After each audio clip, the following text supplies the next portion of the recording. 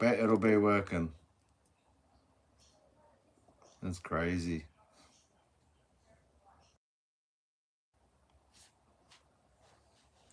Let's see if that makes a difference, eh?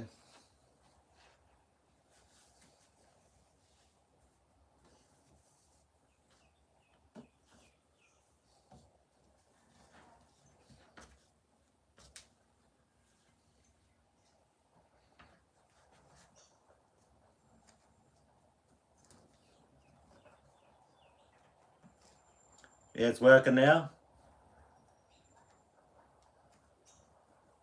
Do you know what it was? I had my stereo, I had music playing in the background. I was playing Death Human, and because it's hearing music, it bloody shut off the mic because there's copyright in it. Man, YouTube's got to, I swear, chill out with this copyright crap, eh? It's insane.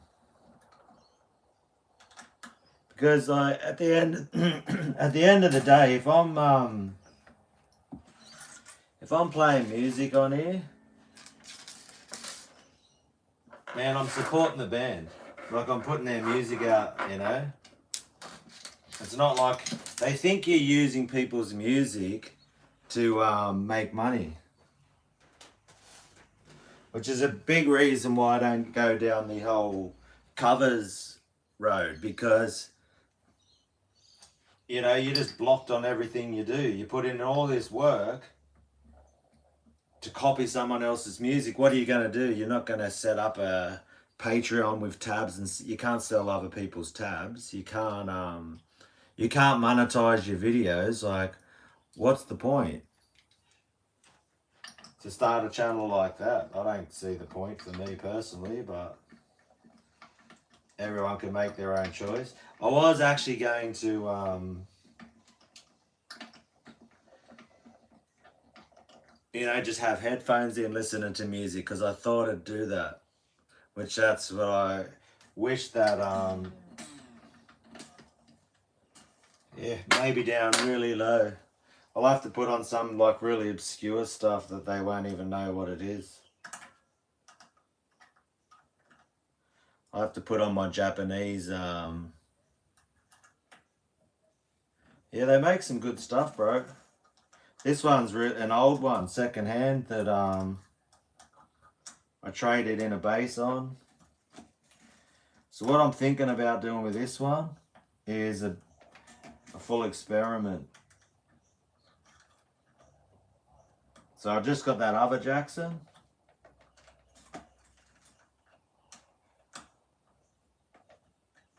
And what I'm thinking to do is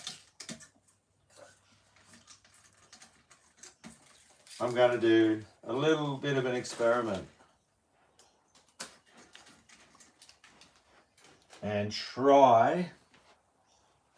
So that other one that I just got with the reverse headstock,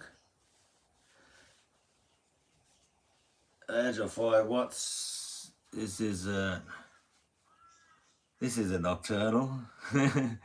Does it say it's nocturnal?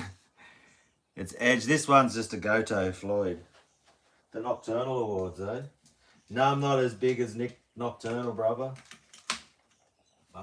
It's the only thing you got to watch out. These strings, they always want to, they'll stab you in your finger.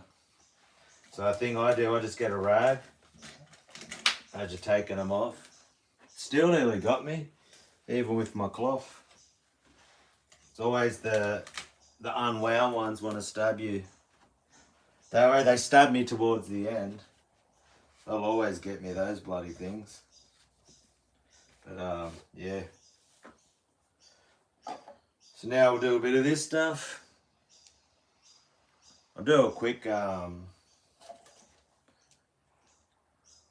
in what time of period we have to change.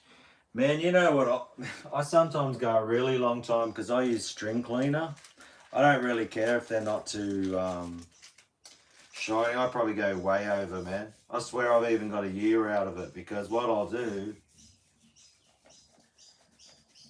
is I'll use the string cleaner every time. So every time I play, I'll string clean it and then I'll put fast fret on. I'm always cleaning my strings. So they lose a bit of that, you know, when you first put them on, they're super shiny. But I'll just, as long as they feel okay to me, I don't really care. Because, and then you might, you know, new strings are probably going to be a bit brighter. But, man, I'm running so much distortion, boost pedals, all these different types of things that best for your fingers. And what would you mean, the string gauge?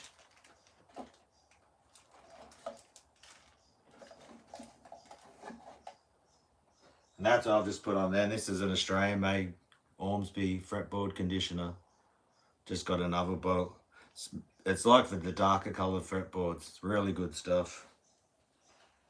Normally I let that soak in a long time. I need another rag for that one.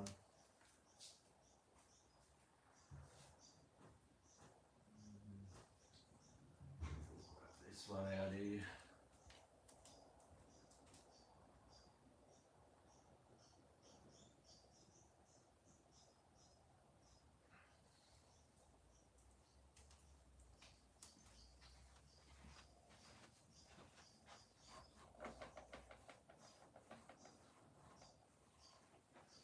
Yeah, for recording, old string sounds better to me. There you go. Well, the thing I like about old strings, especially with Floyd guitars, is that they're really stretched in. So you don't have to, you know, they don't go out as new strings. Man, put it this way, if I was sponsored probably by a string company, I'd probably be changing them every month, you know. Yeah, that's what I'll use. I'll use, yeah, it does okay. Yeah, that's just for your polish for your body. So normally what I'll do, I've got it in here, in the other room.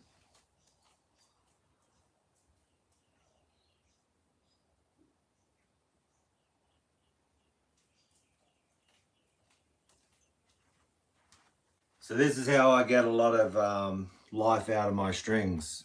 I'll get a rag and you clean, and everything's inverted because I got my phone so I can read your comments. So everything's back the front. But yeah, so I clean it with that, with a rag. You put that on. It's just got like yeah, little applicator thing. And then that will save, if you use this first, cleans, you then use this fast fret.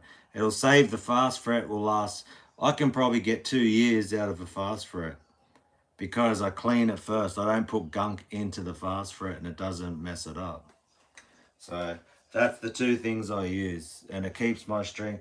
Like I said, man, I can get a year out of my strings if they don't break. A lot of the time they don't break. And I do go pretty crazy with the Floyd, so.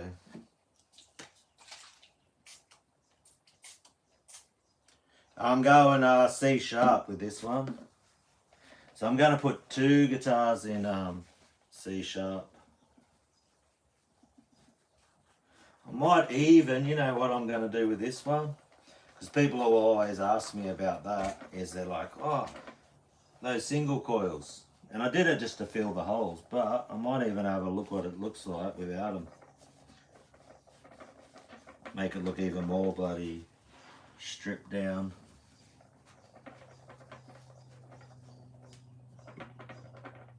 What's that thing rattling there?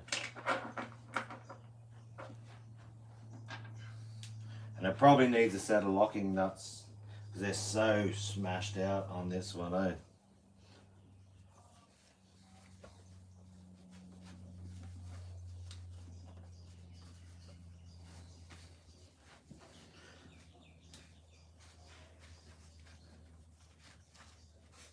So we might even, what sort of size screw are they?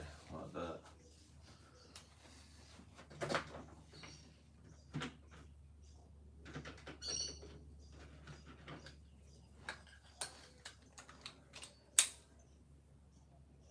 Guitars, how many guitars? I got With my basses, it's 17.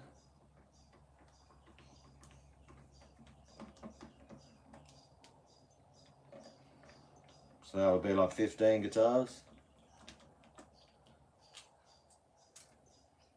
No string tree.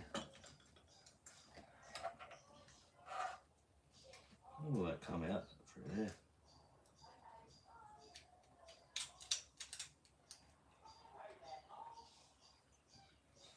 It don't want to come out, does it? I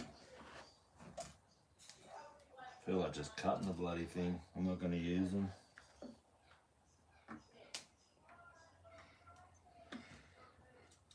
Let's see what's happening there, right?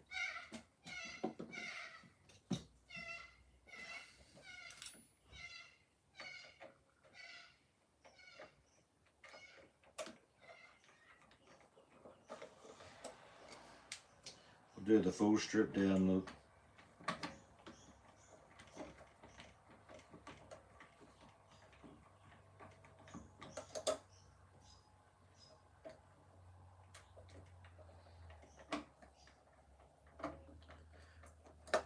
Yeah, I'd say I've got a love-hate with Les Pauls.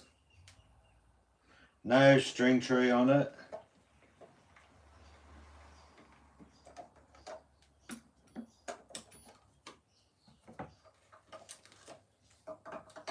Oh, look at that. It's all wrapped up weird like that, eh? Which one's that one? Okay. Sweet. So the battery and crap will fall out of it. That's probably why I didn't take them out, eh? Too much of a pain in the ass. There we go. That one's out. That's what come with the guitar. Got them bloody springs and crap falling everywhere.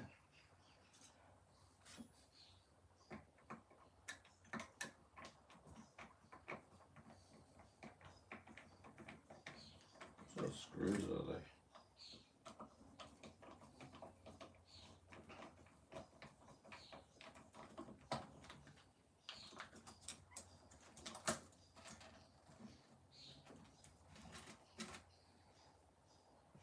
I need those.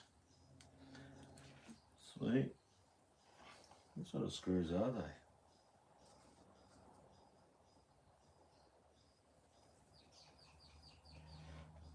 Okay. Go around like that. How's that crap?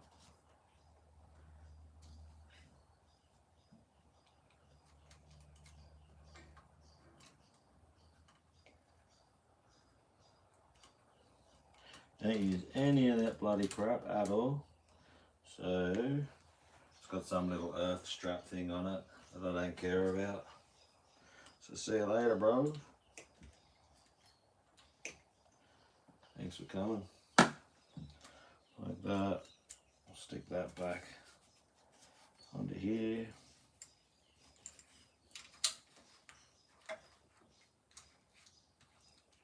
That'll work.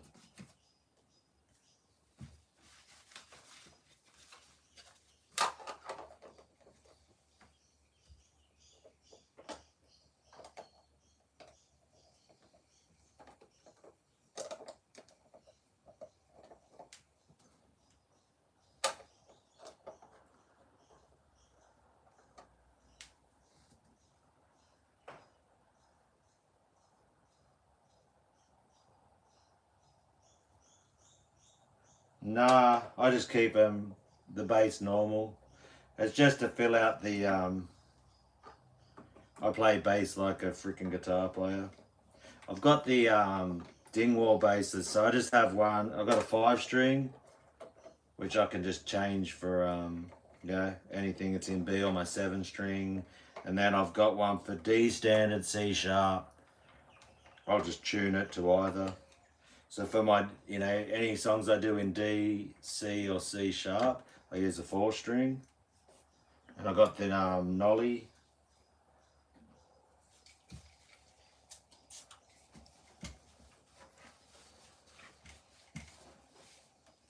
Clean with that.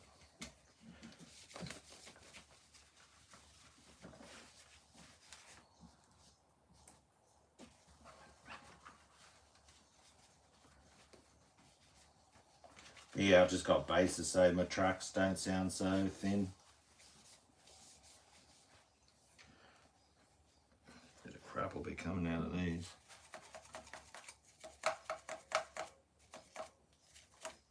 I don't mind that with the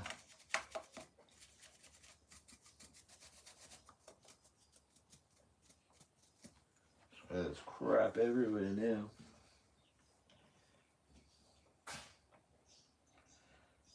They've even bloody painted the earth screws. That's crazy. Whoever painted this, like, they didn't take any of the wiring out, nothing. So they did a decent paint job for like how.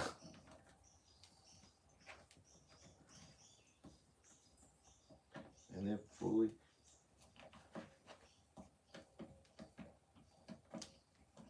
Like the full head of the screws, like full of paint.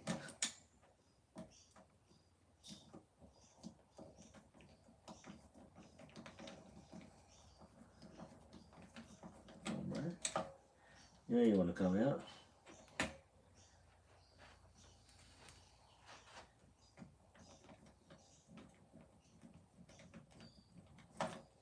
There we go.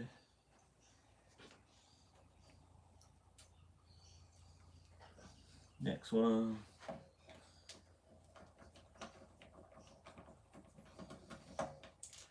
That one come out easier. That's all the earth screws, freaking old single coils, which I won't use anymore. Yeah, I don't mind it with just like, there we go. Now there's no mistaking that it's just a one pickup guitar. Thank you. With a set of strings, that'll look okay. I just did it more to, sometimes I'll even do this. Like I'll just get the, I'll literally take the pickup covers and just screw the pickup covers into the spots like that. So then it still fills the hole up. So I might even do that. You just put them, you're basically just putting them in like that. So it'll fill up the hole. But we might just do it without it for now.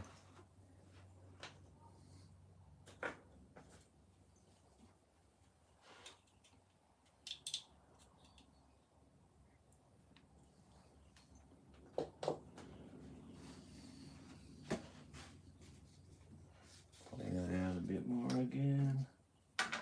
There's crap everywhere from the dust. So I might even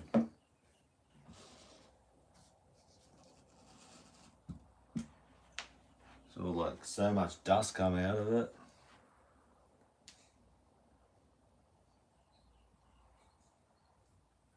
No, I've already got a new axe a little bit ago. Which vid's that one? That vid lives in my head rent free. What's that one?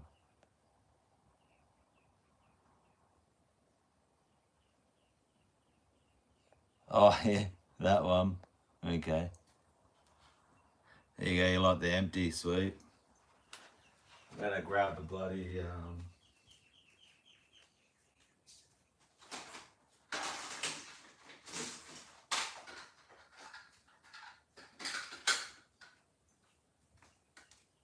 be good if I could have my music going while I'm doing this.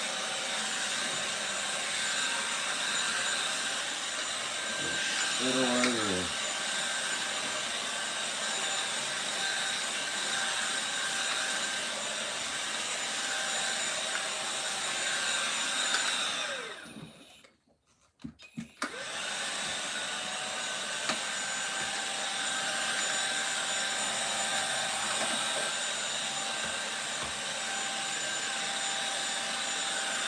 That's better from all my flaky ass skin.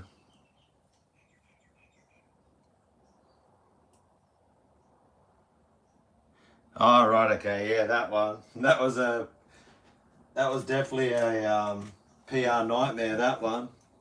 They pulled that down pretty quick. It was like, who was another one? I think Sweetwater did a video. It was on the Metallica, the Mark IV Mesa reissue. They made this video and it was like, man, it wasn't too great. And then they pulled it down, so it is a little bit funny when their marketing campaigns fail. But no, I'm not clean. I don't think, see the strings that were on this one, I hadn't changed them since last year. These would have been the same strings that were on there, yeah, when I did recorded, all the videos I've done this year with this guitar. Haven't changed the strings at all. There you go, that's an easy way to get rid of dust. You've seen it here first, vacuuming a guitar.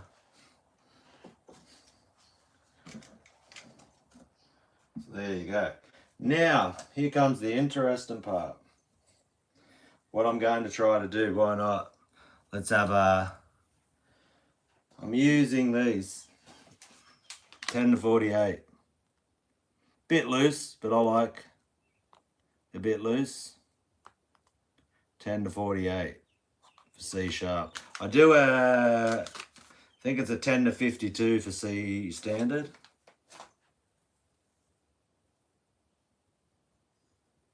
Oh man, there's so much crap. Plus I also have this flaky skin condition. I got psoriasis, so I'm always raining flakes of skin everywhere. Never ending.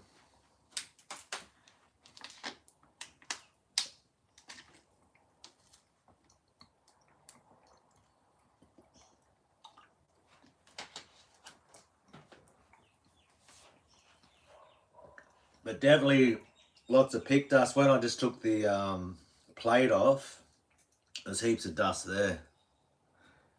So, a lot from that one.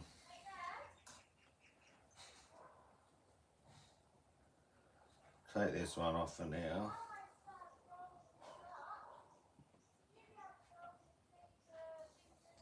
We're going to have a little experiment. Any tips would be to go back through the last 2 years of my channel.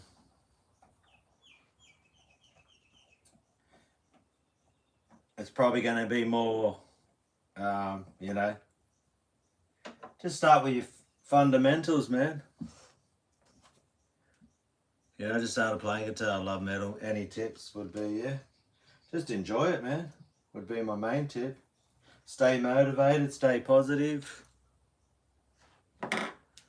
Work on your fundamentals would be my main one.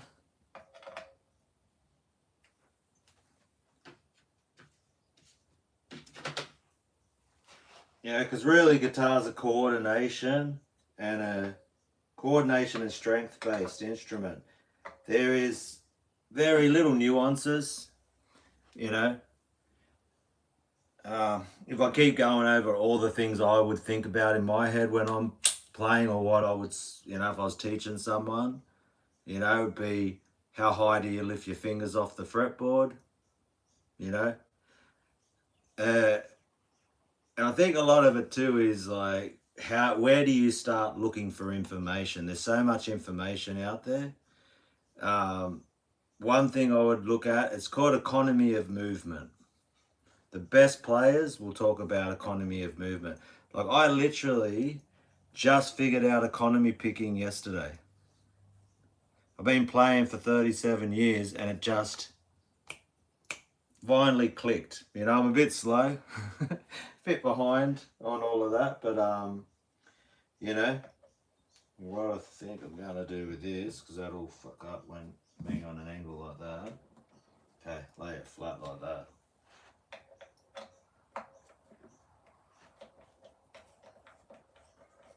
But yeah, realizing that you want to be able to put in, I'd say, the least amount of movement and effort, it will maximize your ability to keep playing. You know, if a lot of what we do when we're learning and when we're still trying to figure stuff out is we we're moving the pick too much, like too wide on the strokes. We're lifting our fingers too high off the fretboard. That's probably the one thing we're all trying to get down. And then the rest is just literally trying to, once you've got that down, you know, we're always trying to perfect it. And oh, there she goes. She'll be right. Oh, they're doing a little piece of paper, like a little shim in there. That's cool. Okay. Some bloody glue still. Ooh, watch out for that. I'll keep being there. Hey, what are you doing? Oh, I've got a little piece of plastic thing coming off there. No worries. Okay, you're below the plate. This one is it's a DK2, 2007, 12 to, so December, looks like 12th of the 11th, or if it's doing an American way where it's the other way around. Cool.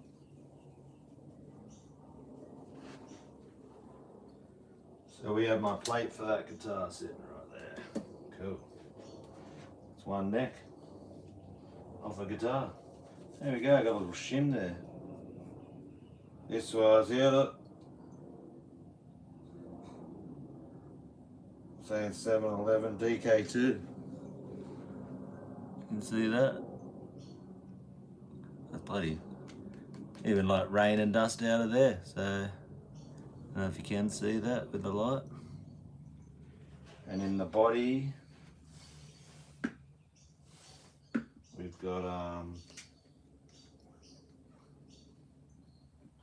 so that's what this model is. It's a 2007 DK2, if you can see that. Maybe if I go like this. It's probably back the front because I'm bloody in inception mode. But there you go. So we got that one stripped down. So what I'm doing is a little experiment here. It's not too hard. If I'm wrong, I'm wrong. And worst comes to worst, I just stick this neck back on this guitar. But what I'm going to do is we're going to put this to the side right now, grab the next guitar. Off to the liquor store, no worries, mate. Have fun, brother.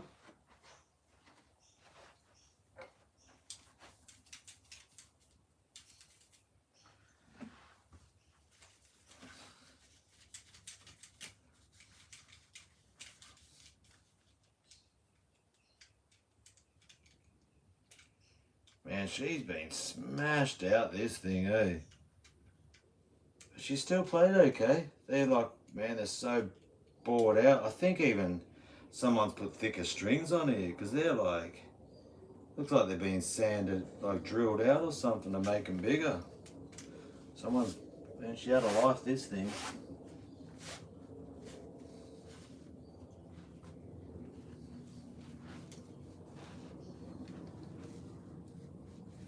Now I'm going to change the neck. So you just go with me and you'll see what I'm doing. I could be wrong. I'm going to assume, right, they're both dinkies, so we're going to find out. In real time, I could be wrong on this, but we'll find out anyway.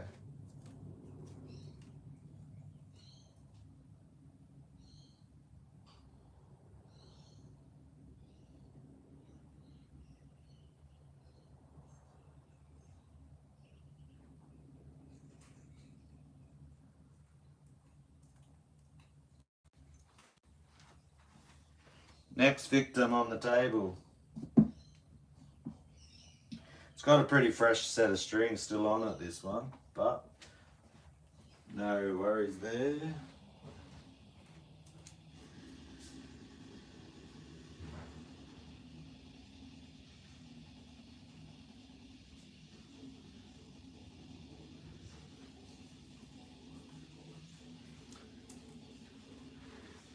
Now all I do when I'm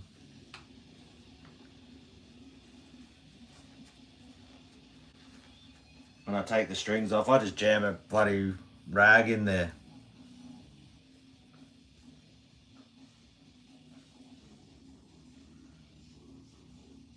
Oh yeah, tightened incrementally, evenly. Man, I'm just gonna screw the things in, man. I don't really, to me it don't really matter that much. You could do like a cross, but it's only 4 screws. All you do is you tighten them up, basically. Never had an issue. The only thing is making sure that I keep the correct screws. And sometimes you've got to double check. Some guitars where they bolt on next, the screws are different sizes. So that's the only thing I'll check too, but they're all the same size. I got this Ormsby one and they're like literally that much different. And I tried to force it a bit one time and the screw could come out through the fretboard. So that's pretty much it. And you want to make sure, because I'm going to take the neck off this one, and I want to make sure I keep the screws with the neck that don't take them out on the same bench here, and then I'll be like, which screws are which, That could be an issue right there. So, and these are a pretty fresh set of strings on this. So what my experiment is going to do, I'm going to put the reverse headstock on that other body. And then what I'm doing is, if this works, right, then what I'm going to do, I'm going to hook someone up with this guitar with that neck. So basically if this works out, it's gonna be someone's Christmas present. That's basically what you're watching right now. But I want the reverse headstock, okay? That's it. I want the reverse headstock on that red body,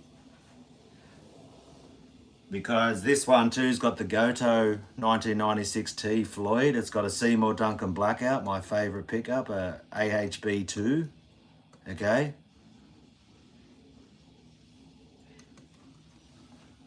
So that's what's happening. If this works, they're both dinkies. I'm hoping the neck pockets are the same. So we'll see what happens. Could be a complete waste of time, but I was going to change the strings anyway. So literally all I'm doing, and this is in E standard, I'm just going to set it up in C sharp. Now just if one of my friend's nephews. I'm just helping out a kid, basically. I want to encourage, like, mate, I got freaking 17 guitars. I don't need them all, And this kid, mate, he can play, eh? So once he gets a bit more money, the only rule is he's not selling it on eBay, but I just really think he loves Jackson's. He's come here and he's like, for the last probably over a year or longer, he comes here and I just let him use my music room and he practices. I just gave him an amp and a Digitech RP500 pedal. So a little 5-watt tube head that you just plug direct into the effects loop. So I hooked him up with that. I'm going to hook him up with a Jackson. So he's going to get that neck, but let's see what happens here. We are going to, yeah.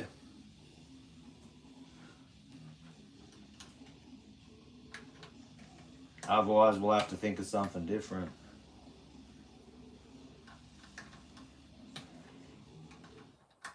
And this will be the easiest way to do this, because I would also too, like, the other thing what I wanted to do was, because then I would have to, I love this with the reverse headstock and how this is all set up, but then I'd have to change the Floyd on this one. I'd have to take the pickups out because I want the Goto and I want the reverse headstock and I want my Seymour Duncan Blackout, right? That's it. So changing a neck and strings is the easier option than changing 2 Floyds, unscrewing the pickups. Changing the pickups a pain in the ass because the little spring and stuff. So, but we'll find out quick.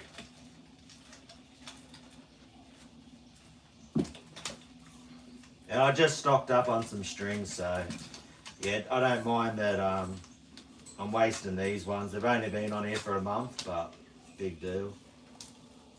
I got like I had these like E-standard Ernie boards, man. I swear I've had them for over 2 years or something, so whatever. May as well just throw these away straight away. Got strings bloody everywhere. Oh, got me. Freaking stabbed me. Okay, we'll get these other old ones. Try to throw them away. Might go straight to the big bin.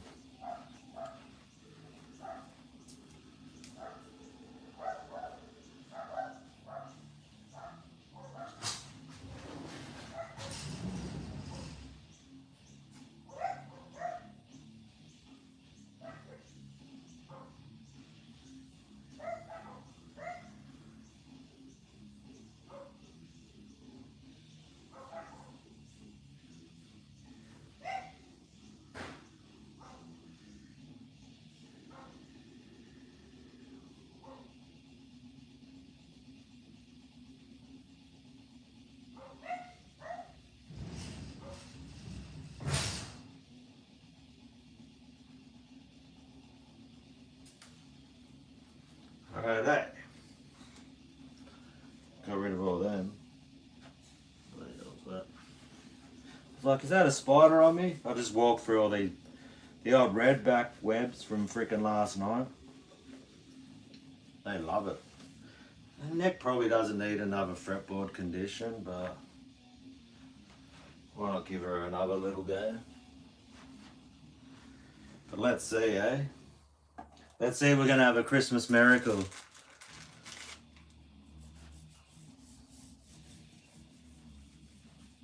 And being that they're dinkies, the one's a DX, this is a DX MG, and the other one's a DK2, but I'm going to assume that the neck pocket, the dinky neck pockets are the same, like Strats.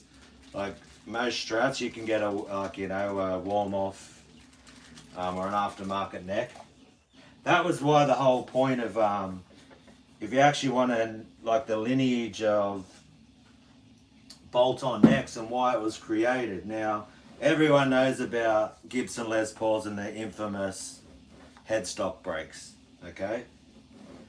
So, and the first solid body electric guitar was the Les Paul, or was the log actually. He started just with this piece of wood. So Les Paul was the first one to put like in the sense of what we have now. There was one called a Rickenbacker frying pan that was the first one with an electric pickup on it, but for all intensive purposes we'll just say the Gibson Les Paul and the and then was the first electric guitar. And there was other iterations, like, because the first electric, they took like these old, I think they're called E355, whatever they're called, those old Gibson hollow body things. And what the problem was, when you try to put it on something, a hollow body or like an acoustic guitar, you get a lot of feedback from the pickup. So then they went, okay, it was called the log, and Les Paul basically got a piece of timber, stuck a pickup on it, and was like, it stopped the feedback, or that, you know, ground like loop type of thing. So that's when it got started. So then a guy called Leo Fender came along, and he was the one who then invented, or probably not invented, but he was the first one to mass produce the bolt-on neck guitar, which his first one was called a Broadcaster. And then there was an issue with the patent of the naming of Broadcaster. Did know, you could research that, but there was some other company that already had patented Broadcaster. So that's why then the Broadcaster became a Telecaster, because that Broadcaster name was patented. And then after that we get the Stratocaster, but you'll notice with Fenders it's all bolt-on necks. Then you get the Stratocaster, which is this shaped body, okay? That's why they call these Super Strats. because this is the lineage of where all this stuff come from. A bolt-on neck guitar is lineage to a Fender Stratocaster. That's why they call all these Jacksons Super Strats. But what they did, they kept refining it. They routed out for a Floyd Rose, you know. Floyd Rose comes along. The guy, that's his literal name, invents the tremolo, the Floyd Rose, which then goes into a Strat-shaped body. It has not changed. The arm contour here, the tummy cut right here, that's on a Stratocaster. You know, not in the 1950s they he designed that, and still to this day we're still using it. You know, so that's like shows you where all that stuff come from. So anyway, we'll get like that. Pull that off here. Next neck. We'll be able to see what's in here. Take this Floyd arm out. And I know this one will say DXMG, I'm pretty sure. You know, I probably could put, if I wanted to, I'll just put a rag there so it just keeps it even as I'm taking the screws out. Probably would have been better. But they're not even in, like these aren't tight at all. Super loose.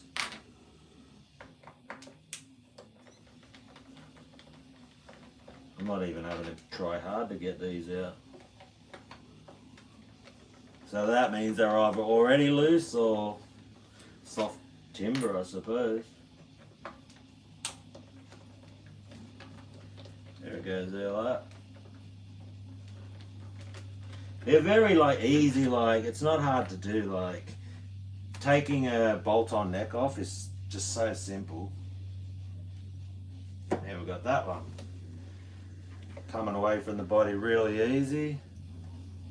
Yep, look at that. We've got, probably back to front, but in there, DXMG. From a 2004. 2004 DXMG. Awesome. So that other one is a 2007. So this one's older than the red one. And the red one's frickin' had a tough life. So now here comes the moment of truth. We take the reverse headstock, okay, like that. We take the red body. We then try to see if they will marry together and be in the same holes. How am I going to do this? Get it with that hand.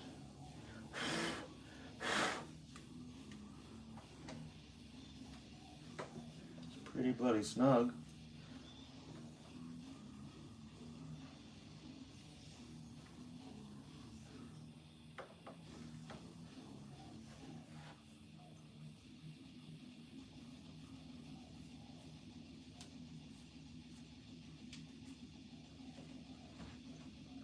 This way.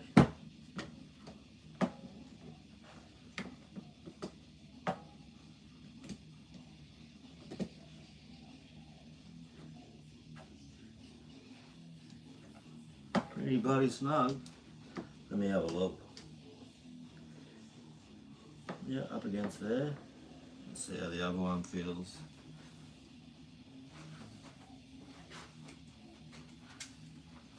The only difference is this one's got like a little piece of tape. But that don't even look original. It's like a piece of sandpaper.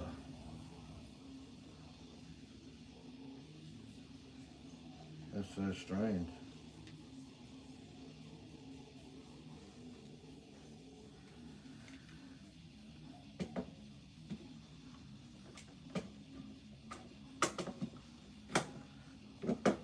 It does feel like it sits a bit snugger in there, to tell me the truth.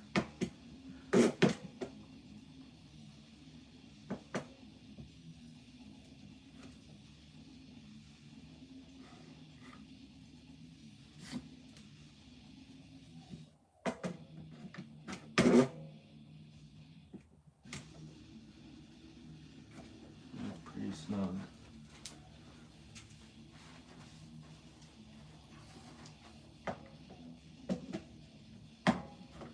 That's a lot looser.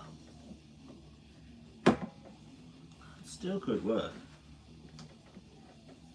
A lot looser. But not much.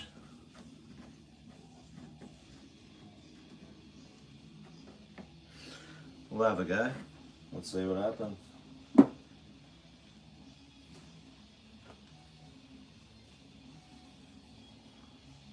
So that's the screws there for that one.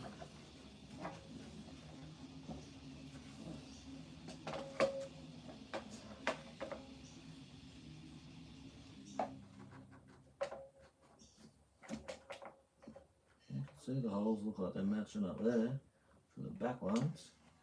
Okay, like that. The plate.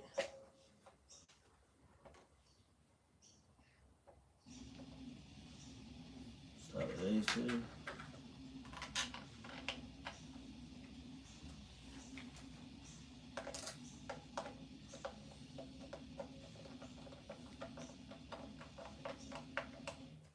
That's pretty sweet.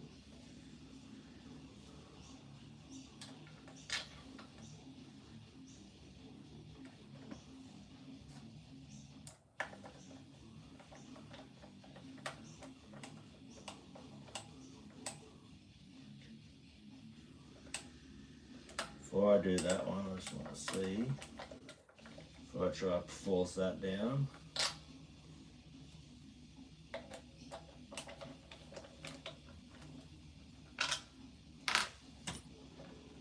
Have a little look there.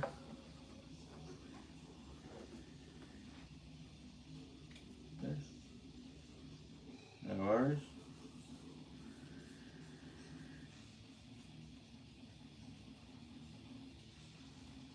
Yep, I think it's fine.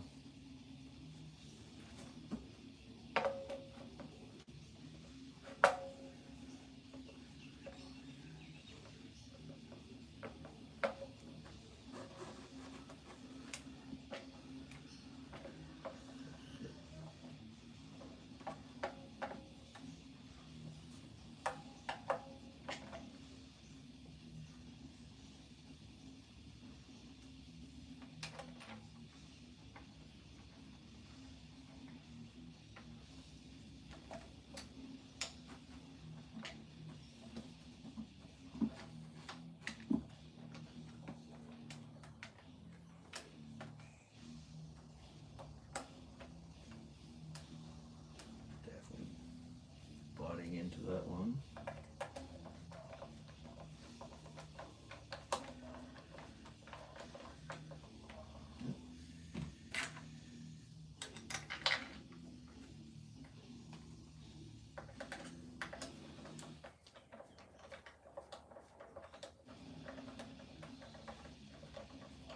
And that's all you do, you just take your time. You can tell straight away if they're like, I'm literally putting no effort into turning that. If it wasn't running true where I wanted it to, as it's getting towards the end there, it's like, and I'm using the same screws that, it's a bit tight there, but should be right, I reckon.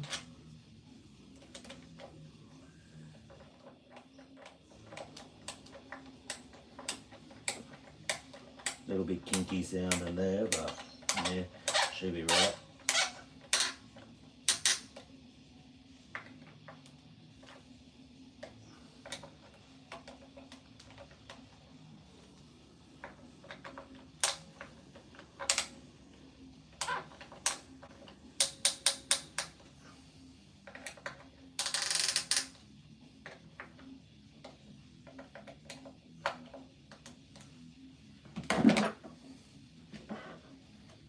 Yeah. No screws through the fretboard.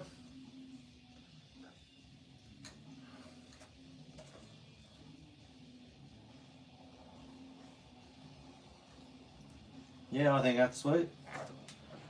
Look at that there. Sitting flush in there. Sitting flush there, that's beautiful there. Yep, nice and tight, like. Yeah, you could put like a little bit of something there, maybe to snug it in a bit more, but she's good. Look at that. Reverse headstock.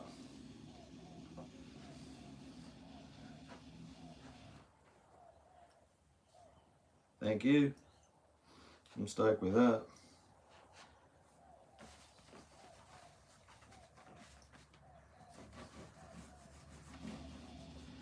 I think that'll be a problem. I just love the colour of this body too, eh? It's like someone's painted this. Like, literally I can see the black. Now, see, that's just taking 4 screws out and sticking a neck on this guitar is easier than taking all the pickups and trimming everything out. Which, you know, I probably would have just... I love the red on this one, but that one's still cool too, but I want this... The Goto and this pickup is the one I want more than anything.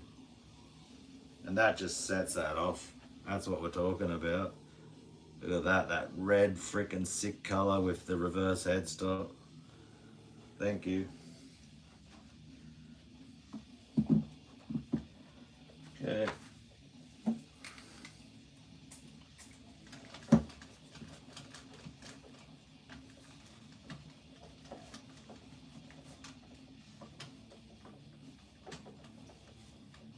So now it's just an absolute muck guitar now.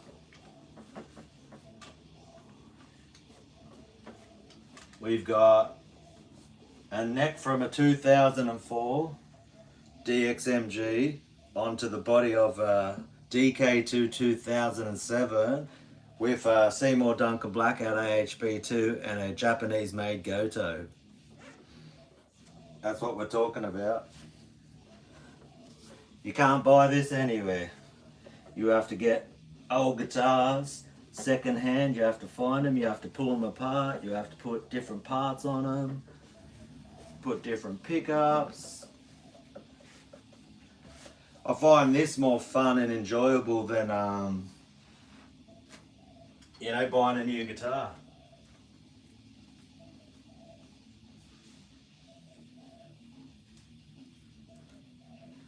Definitely gives your guitar more personality, I think, when you put some work into them.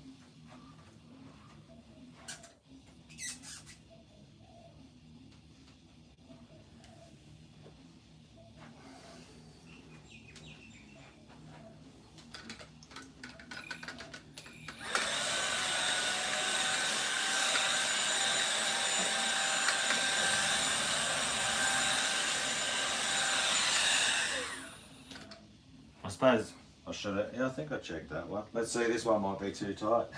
Let's see if it fits in. I was more worried about me reverse headstock on that one than this one. I think we did it that way. Just go like that.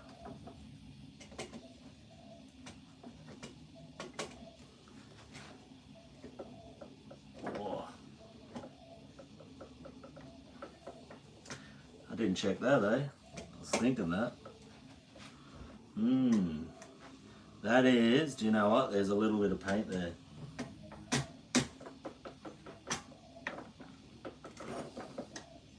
Okay.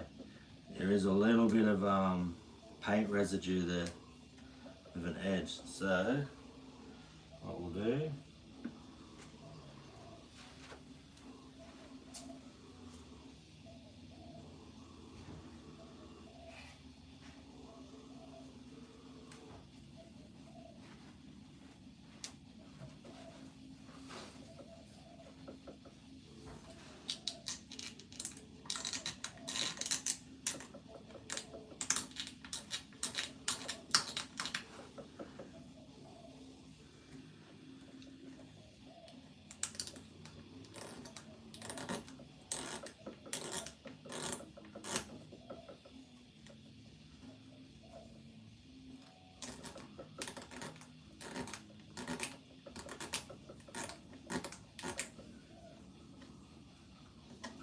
good paint edge. Yeah, so when they've masked this up,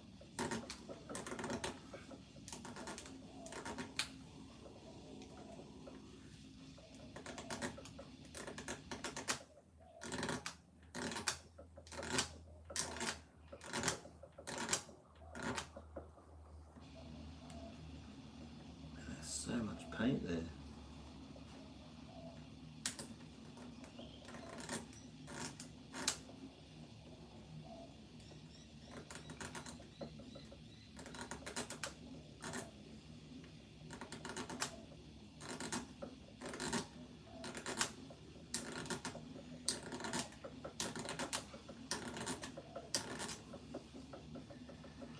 Take it a little bit out there.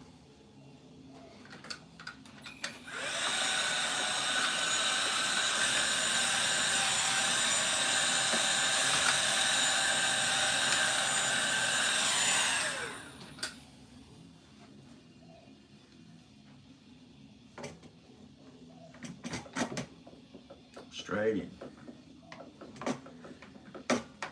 Yep. Oh, one of the Floyds went.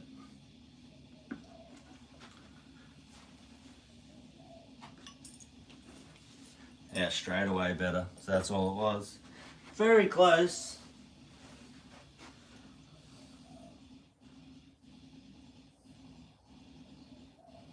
Yeah, put a KSC.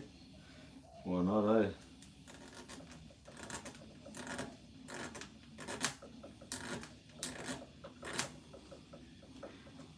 I still haven't even gotten it off.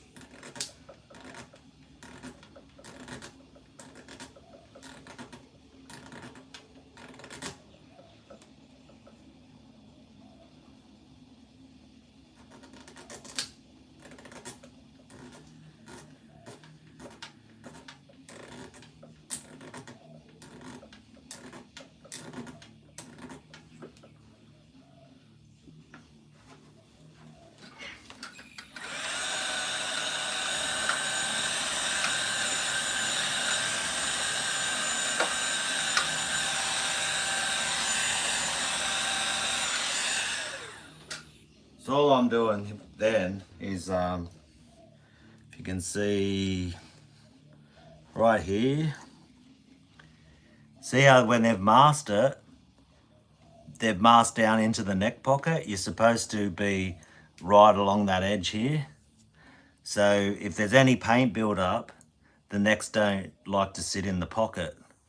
But like the other one was a little bit, the other neck was a little bit slimmer, so it had no problem. And straight away, look at that. No worries. Cool. And that's super snug now. That's like,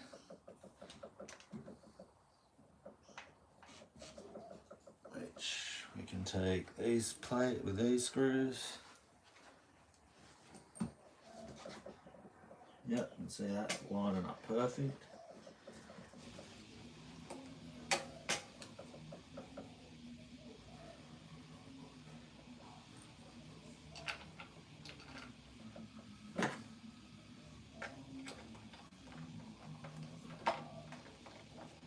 Yes, straight in.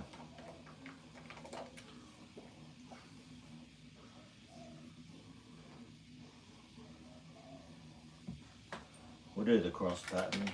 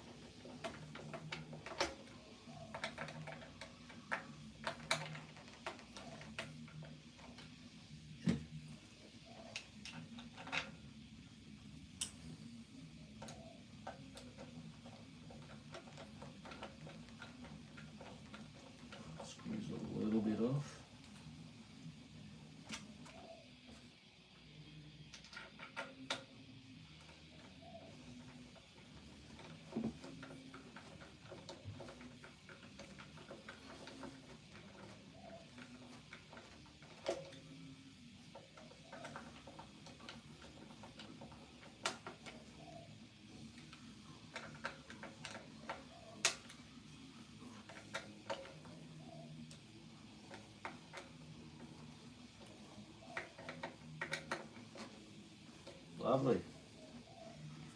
There you go. Done. Not fixing, just messing around with changing necks from 2 different Jacksons from different years, and there you go. That's how, no problem with the screws lined straight up. That shows you how well they're sticking to a template. The only thing that made it, that neck was a little bit looser going in the neck pocket, and this one's got that little bit of like tape on the bottom there, so that must have been trying to boost it up or do something. Definitely got a lot more fret wear this neck. That other one is like barely even being played. So she's out of life, this one. Even the lock and nut, she's a bit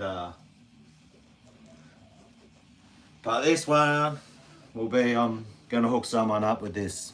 So I could love to keep this on the channel too and have 2 Jackson shredders, but yep.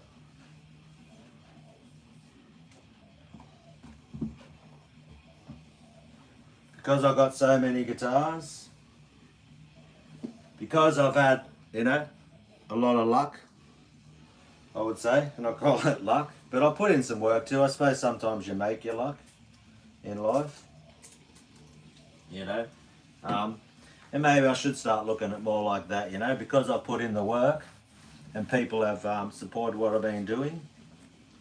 I've been teaching one of my friend's nephews, because his uncle, so my friend's his uncle, and he reached out to me and he's like, look, you know, my nephew's into all the stuff that I'm into, probably some he's into more than some of the newer bands and stuff, and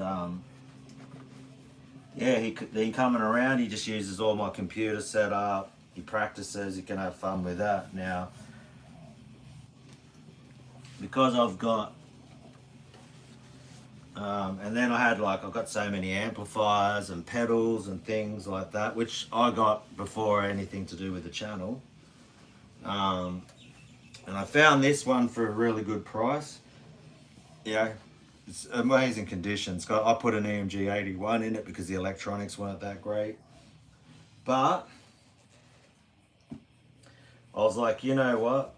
I'm gonna fix this kid up with Jackson, so he can start. He's 16 years old. The kid can play really well. Like, I can see his potential, you know. I'm also going to be gifting him, I've got it down here, a desktop PC that I built the channel with, that he's going to start doing a YouTube channel as well. He's got a friend who plays bass and they're going to start recording, and I'm going to teach him everything I know about what I've done on YouTube. Get him practicing. Give him a Jackson with a 12 to 16 inch compound radius neck. And he's going to, mate, that'd light up any kid to receive a guitar like this. And mate, this kid, I'm telling you, I hope one day, man, he can get out there, and I just want to encourage him and push him. And hopefully he can go touring, and he can, like, he's young enough to go do it. Yeah. But that's what's going to happen. Been thinking about it. But I was like, you know what? I'll hook you up, kid. But I'm keeping the reverse headstock, sorry. So now he's got a DXMG with a DK2 neck on it. Which, hey, it'll still do the job. No worries. What we might do while we're here, my favourite thing to do, it should have enough life in it.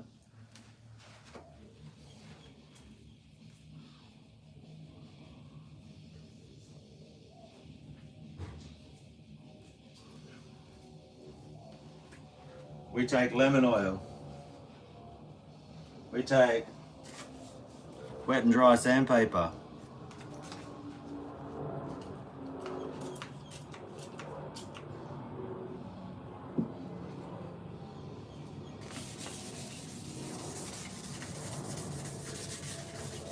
We sand the neck.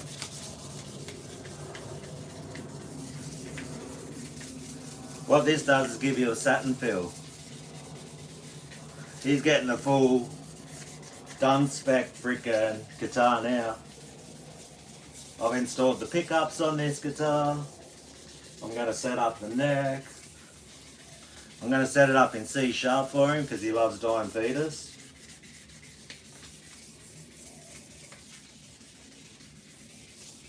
And what it's going to do when you do this, because I've played this a lot, you start to polish it back up again.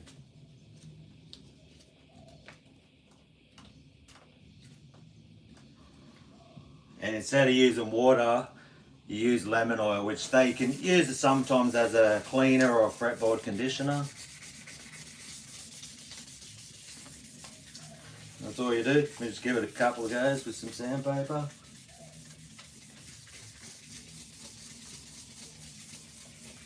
And it's going to be silky smooth, satin feel. That's what we want. No stickiness. Best thing, I do it with all my guitars.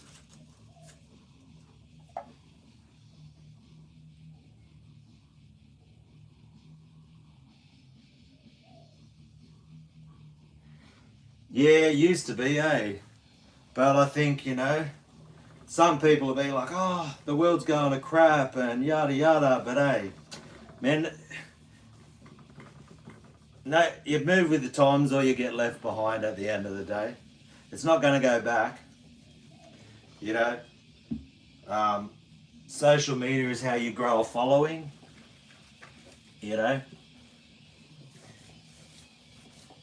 And some people, oh, everyone's all about the money. That's all they care about is money. Oh, the metal scene's being diluted by YouTubers. Oh, all this crap people talk. But at the end of the day, you know, if you want to put on a show for someone, you need money, okay? What are you going to do, catch a bus and a train and use public transport to take your drum kit and your amps and your guitars to a gig? Is that how you're going to start off? So, people who want to talk crap, man, they live in a fantasy world. You know? And they're like, oh no, back in the day we used to catch buses and trains when we were playing gigs. That's how bands got started. Yeah, no worries, bro. It's always been about how much money you had. And you know what? When I grew up, it was the people's parents who had the money. Let's be real, you know? We didn't have the cash. Where did I just knock all those things? Oh, right there. You know, and that's those people I remember who were taken off in bands and they were doing things. Someone was bankrolling them. You know, they had the latest like Universe guitars and all the Jacksons and the Marshall stacks, and someone had a big Tama drum kit, and then when they were trying to get to gigs, their dad was driving them in the car that their dad had. Like, yeah, because 18-year-olds have like $50,000. Like even back in the 90s, man, 50 grand, easy to set up like what it would have taken to go put on shows and drive around. Like you're talking about a full double kick setup, the rack mount, the whole thing. Are you doing all the PA yourself? Are you doing lighting? All the guitars, the amps, the transport to get there? Let's factor in every single cost it's going to take to put on a show. You know? You're going to need a van or something that's capable of doing that. It adds up quick, man.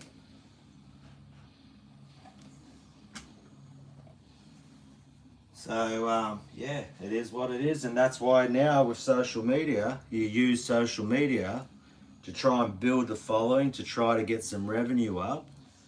And if you can grow a following,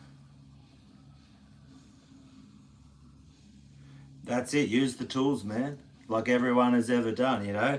Like we could do it into any industry. Like, let's look at cars. You know? I've grown up around, you know, smash cars being repaired. That's what I grew up around. didn't have a musician parent. I had a dad that fixes cars, and I can tell you now they don't fix cars like they used to. The welding. Let's talk about welding machines. My dad started off, I remember he had what's called oxyacetylene, where you would have to drill the holes out and then you would fill the hole. Like doing these plugs. Now it's a spot welder. MIGs aren't so much, like welders are way more better now. Temperature controls, all this different thing. But now they've got these, you get a radiator support. It's a mobile spot welder, what they use in factory, the pinch. It goes beat, beat, beat. And a lot of new cars don't even have the metal anymore. They've got plastic radiator supports and things. So, yeah. Adapt or be left behind.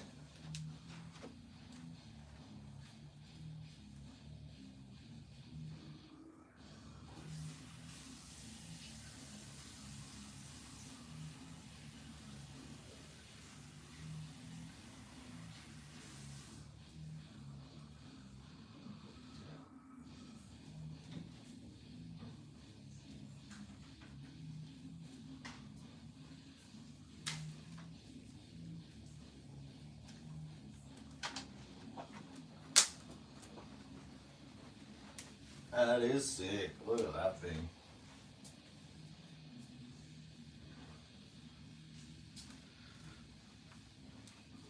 So yeah, basically all I've done.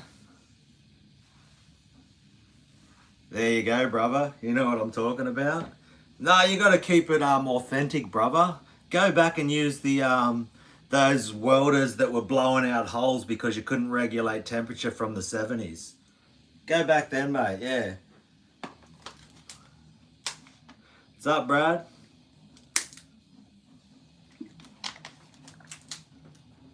I was watching your live before and then your sound cut out. But there, the last comment I left was about you like someone blowing up at you.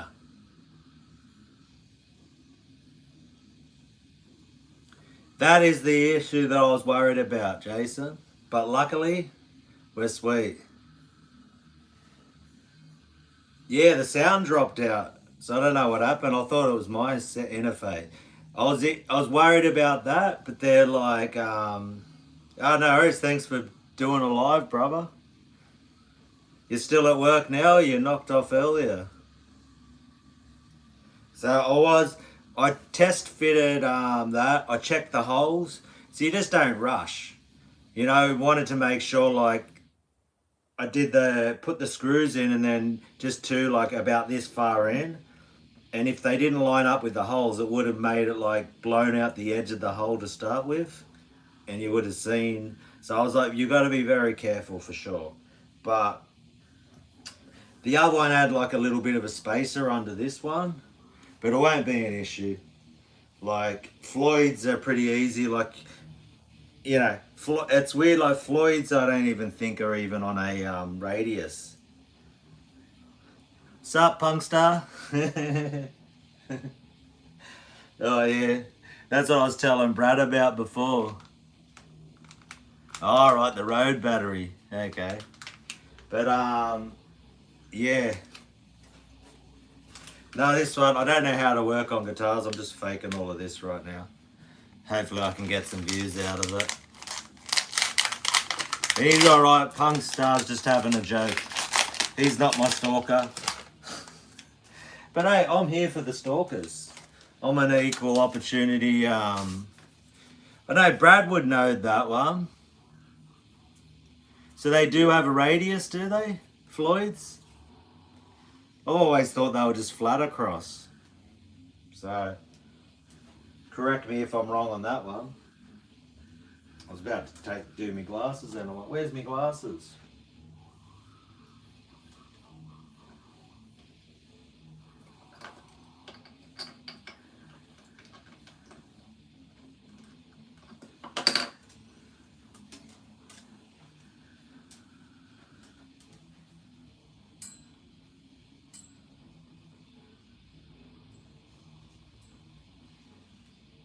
Yeah, I'm thinking it's not even the same.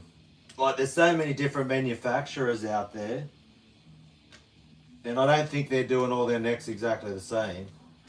So I don't think it's going to be an issue. I'll just check the height. She'll be right. All I do is a very simple, easy setup. I just do 2 mil on the bass and 1.5 on the treble side on a Floyd. That's all I do.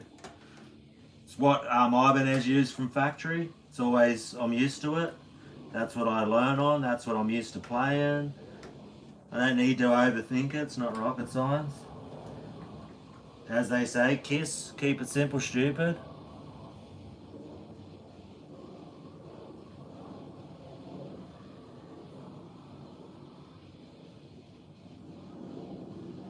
There you go. Well, I'm a half-assed guitar person, so I just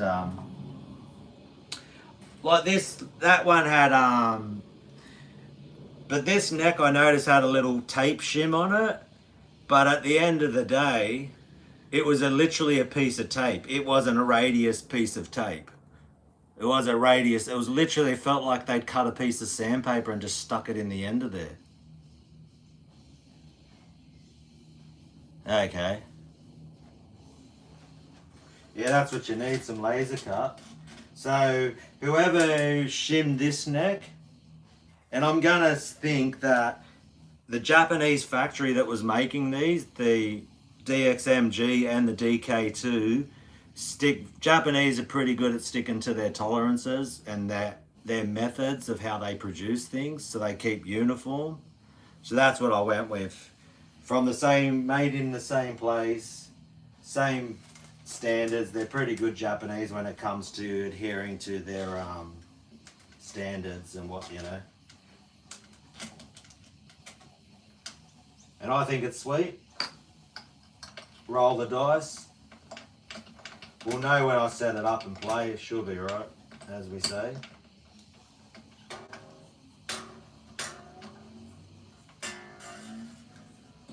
But be no worries, mate. Not stressing about it. But I've got me other ones, got the freaking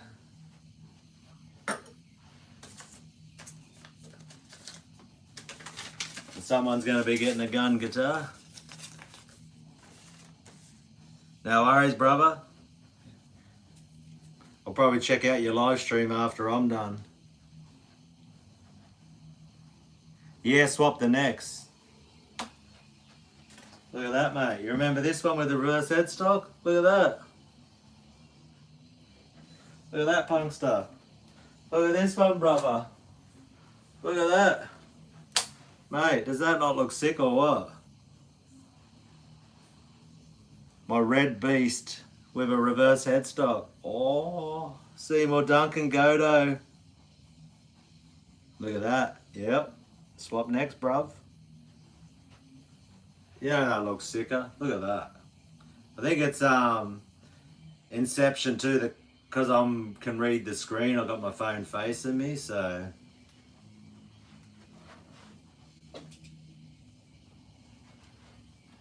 And I'm gonna give this, I'm giving this one away. It is, how's it doing, like how's the camera doing this? Yeah, it's back to front, so everything's back to front. Because I'm using the front facing camera. You'd think like Apple would have something to do that, like, because I can't flip it around and then I'm reading the screen. That should be right.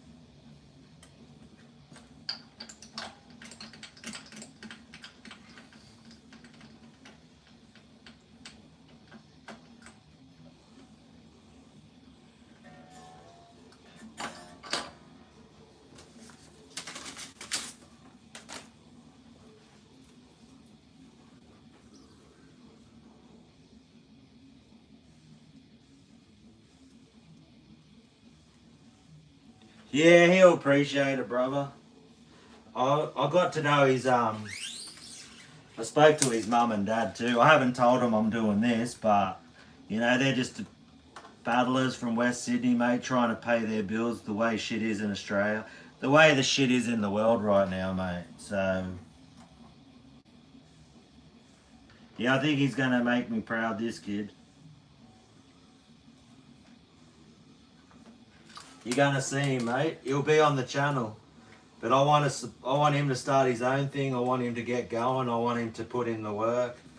I want him to, you know, as I say, light a fire under their ass. And, you know, things like this, if I can help a younger person just have that little bit of an opportunity, just a little bit of a leg up, you know.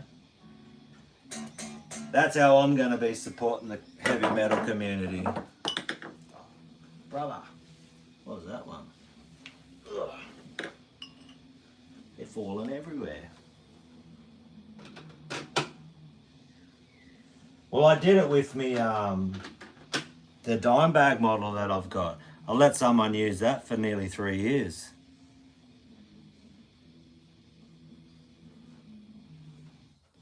You know? Like literally my dime guitar, and it's a signature. You know how much these things would be worth, like this guitar here.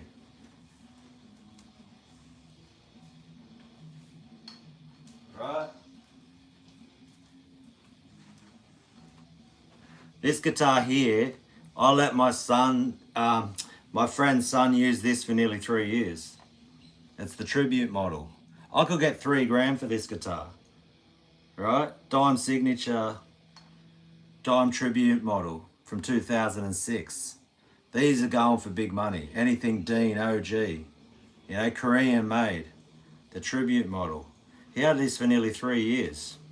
In another state. Like, I'm in New South Wales, they were in Queensland.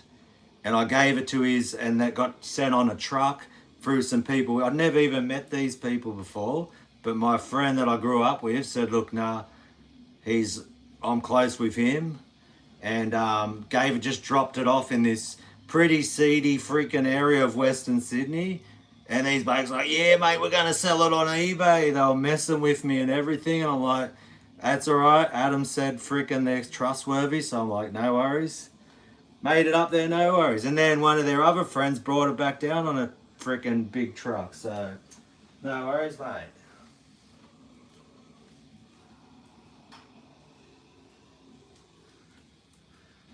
They're just pieces of wood, mate, with strings on them and electronics, and we make them valuable, you know, and that's what it comes down to. So this one's getting, like I said, it's got a new, pretty much, it's got an EMG 81 in it that I've installed, fresh set of strings, fretboard condition, polished frets. Yeah, they took care of it. Yeah, he's a good kid. And that kid, well, he's a young man, but, you know, when you get older, even people in their 20s are kids, but they're men. But then another person I knew from Gold Coast was selling this, an old Jackson Kelly, Japanese. And he didn't have the money at the time, so I just gave him $800. And I was like, mate, pay me back whenever you get the cash. Took him a little while, but I got my cash back. And now that he said he takes that one into the guitar shop, and the dudes there are like, oh, an old Japanese Jackson Kelly. Since he got the DUNN guitar, and since he's got that Jackson Kelly, his playing went from here up to here. You know, he's doing like deaf covers now and stuff. He's loving it. And that guitar was like, it was an old Jackson Japanese Kelly, and the guy who I knew put a set of Sentient, Nazgul Sentient set, if you know about that, the Seymour Duncan Nazgul Sentient set. That's what he chucked in that guitar. Now they're like, Seymour Duncan's in Australia, you're looking at probably $500 with the install for a set like that. So I was like, mate, for $800, Nazgul Sentient set, you got to snap this thing up, brother. Otherwise, they don't pop up all the time. So, mate, and he's happy as a pig in shit right now. So that's what you do, mate. I've known him since he was a baby. What's up, Mike?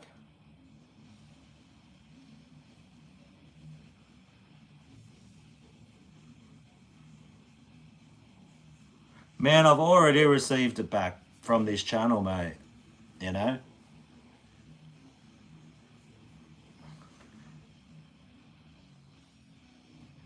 It could have been your old guitar.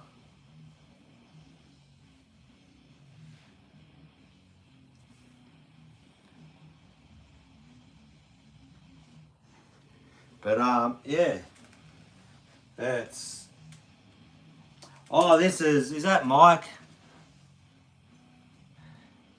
Are you the guy from Warrington? Don't know. Hey, I'll just cannibalise the guitar, brother.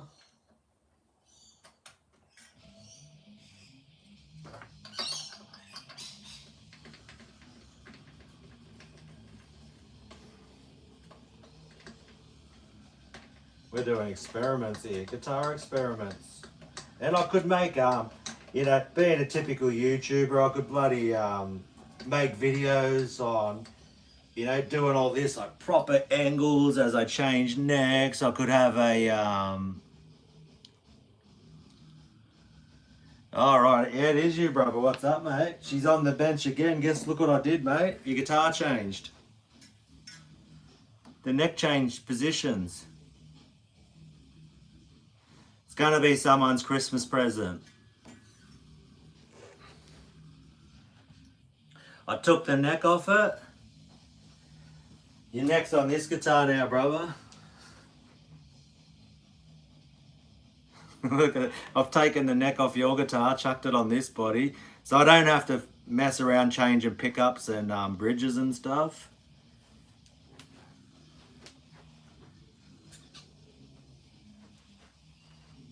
And this one is going to go to young fella I know, and it's going to make him start lighting up some riffs. You want to light up some riffs? Tell you that much. But he's a mad player, eh? This kid's got some skill. One of those naturally gifted people, which I'm not one of them. I bust my ass for everything I try to do in life, I tell you that much. Come on, mate, get in the hole, brother.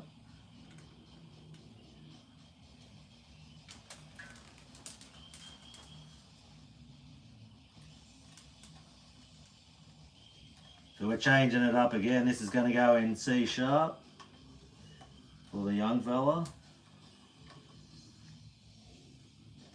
So he can play Dying Fetus riffs.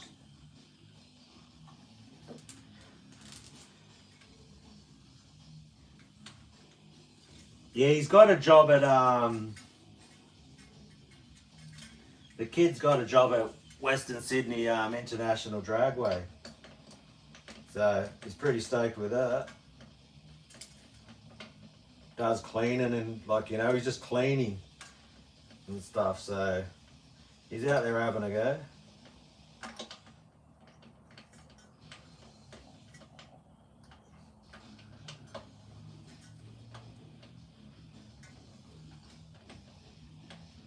I think this needs a new set of locking nuts, but which I might take some off one of my other ones, and then when I go to the guitar shop next, I'll get some more locking nuts. This one needs to come. There we go. Snip it up tight. How are you doing, brother? My fingers stuck. Righto. Sweet.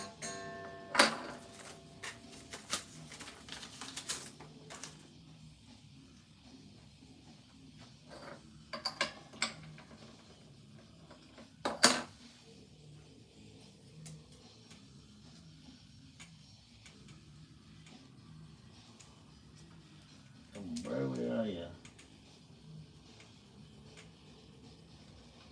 Gone through you. There we go.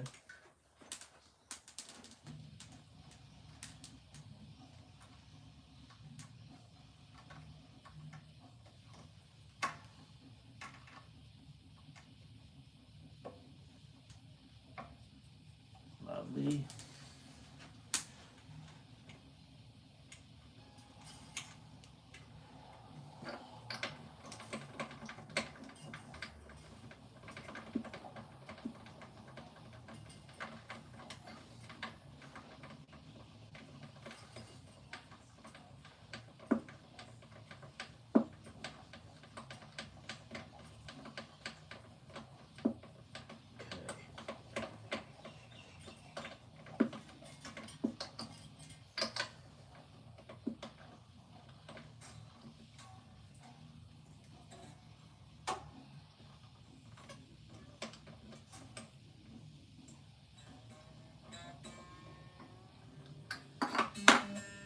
There we go.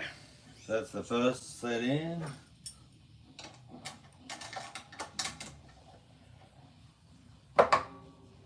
Ooh. That's sweet. No worries.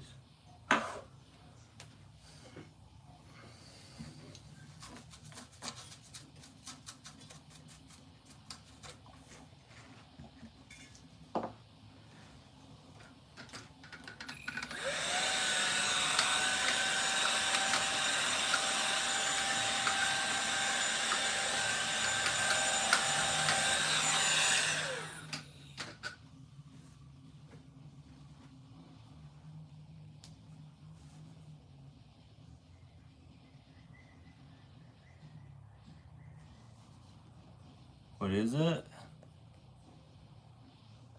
Just came back from the guitar store. Ever heard of jet guitars? Never heard of them, bruv. Never heard of jet guitars. So what I need now, we may as well do it in here. I'll show you this. So this one was set up in E standard with 9 to 42s. So Mike, pretty much that's what he must have been playing in, E standard, because literally I put on a set of 9 to 42s in E standard, didn't have to adjust the Floyd. So that's what this guitar had been living in its whole life. So where the way this, but now I'm going different gauge, different set of strings. So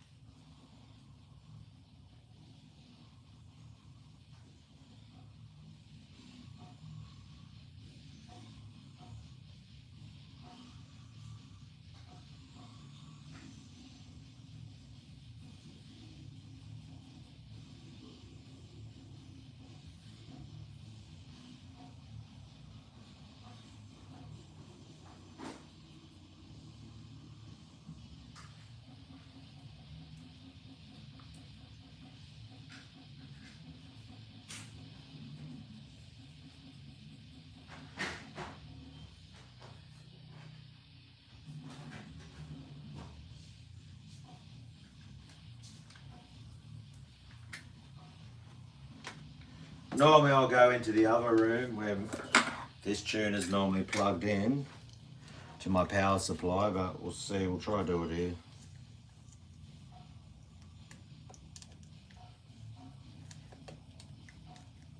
Come on, brother.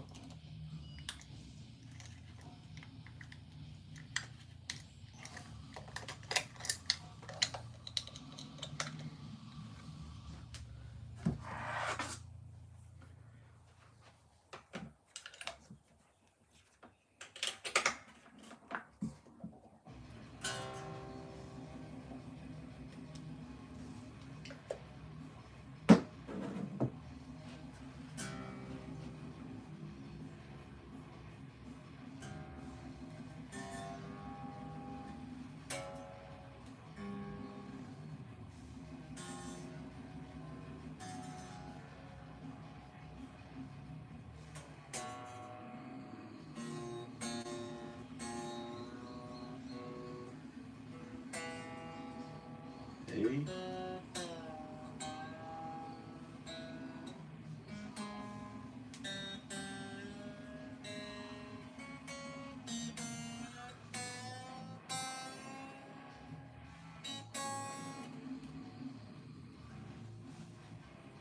She's pretty close.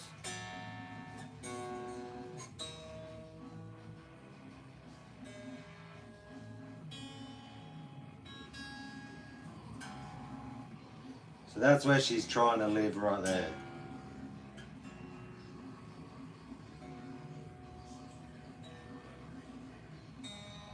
So when you're setting up a floyd, you do that. You just get it to where it's going to be sitting. Before you worry about the angle. Righto. So it's sitting there pretty happy in C sharp, right? But the thing is, now, that when I look at it, I can see it slightly dip back a little bit, okay?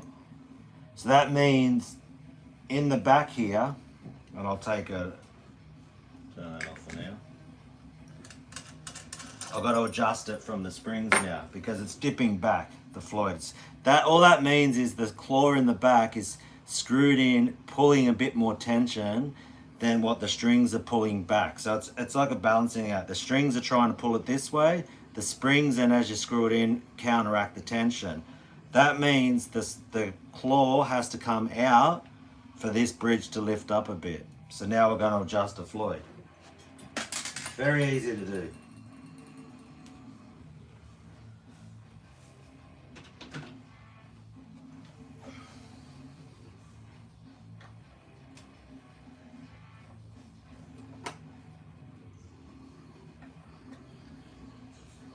Bloody neck.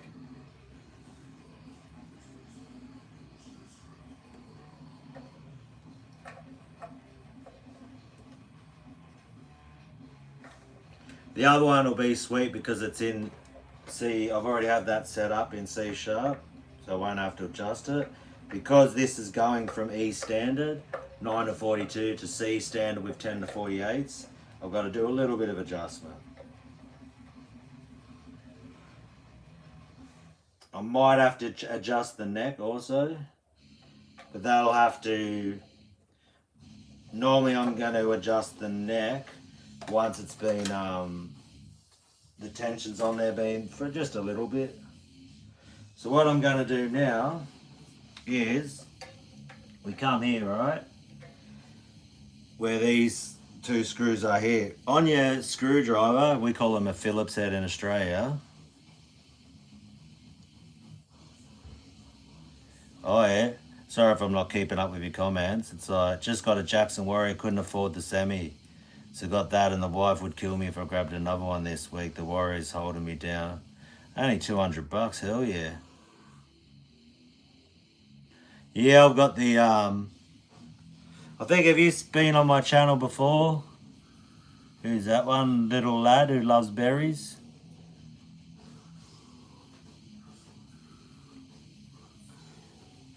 Because yeah, I got one of those SD2s. Awesome. So yeah, you see my SD2. So basically, if you don't know about this when you're adjusting floyd, you've got 4 points to a, they call them, I don't know what you call them in the States. Since the MI showed up, there you go. So, and all you do, when you look at a screw, you got 4 points, right? What I use the screws as a measuring tool.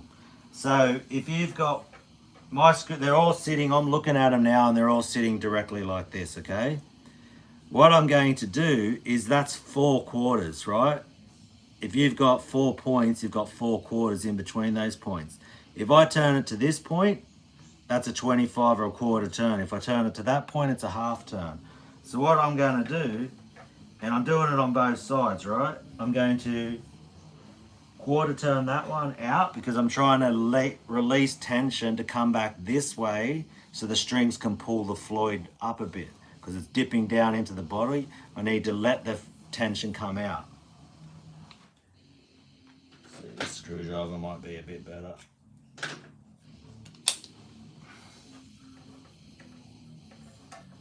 Same with this one, right? I'm going to go out a quarter. I'm going to do a half turn, okay? Same with this one here. And that's all I did. I just went 1, 2.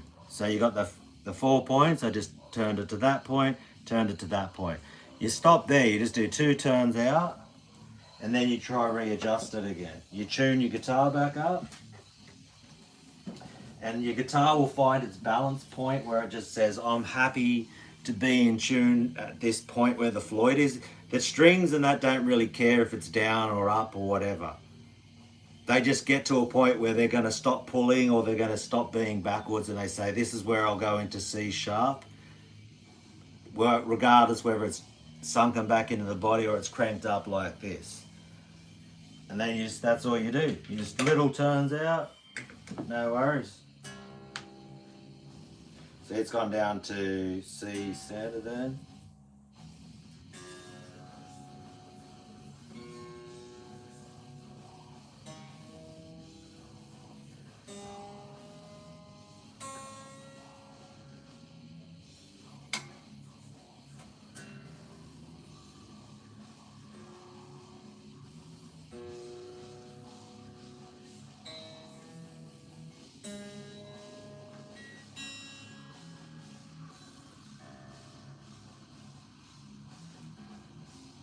And every time, see, I try to tune it up and I come back to the top string, it's dropped down a little bit, and I'll just keep going up. You'll see what I'll do. Alright. And G. We're really getting closer to that C sharp resting point again.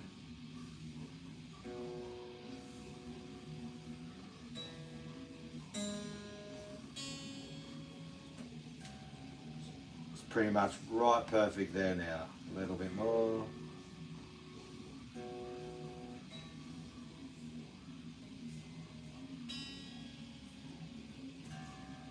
Okay, it's happy there. Then I just look at it again. We're pretty much perfectly flush there. So that's all I'm trying to do now. I'm using the plate of the Floyd to be flush with the body. That plate right here. And that's it. And that's pretty much, so all it took was a half turn out. It could maybe go just a little bit more because it's slightly dipping, so it could maybe go like a little bit, tiny little turn. Now what I have to do is, because they're new strings, you got to go along like this and you got to stretch them.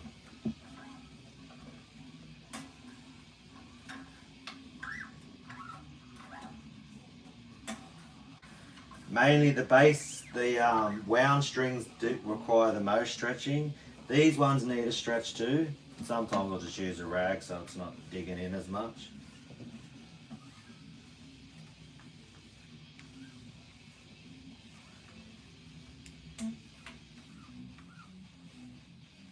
Especially on those higher strings. So it's dropped from C sharp back down to C just by stretching it.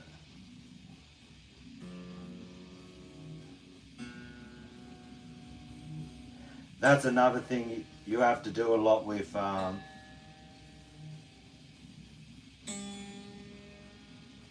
any guitar. You got to stretch the strings when they're new. Because then the minute you do a bend or something, it just goes straight back out of tune because the strings are just stretching.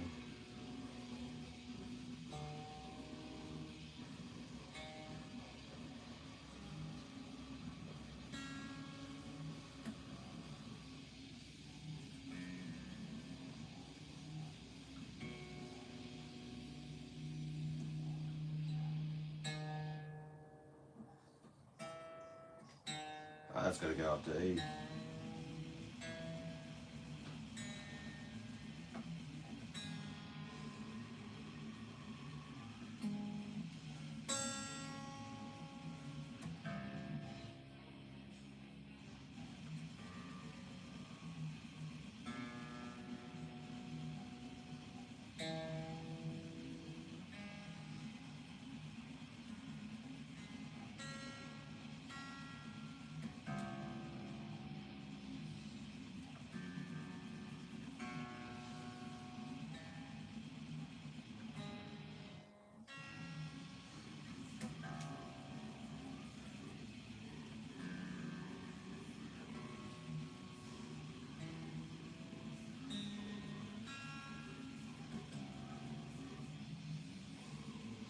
You can probably see, let's like that. There's a little bit of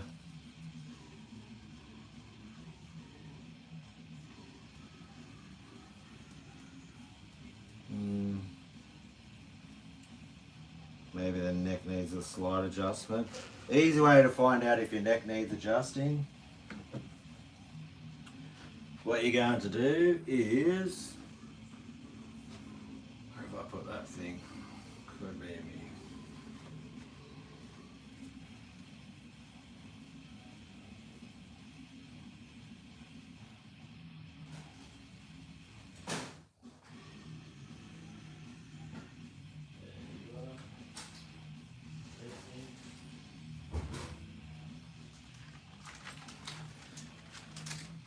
Sometimes I'll visually do it, and then other times I'll do this. So I'll show you this method. At my 0.5, yep.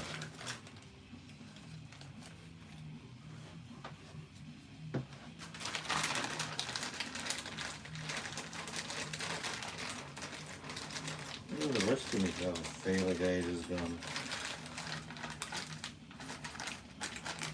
I got my 0.5 in there.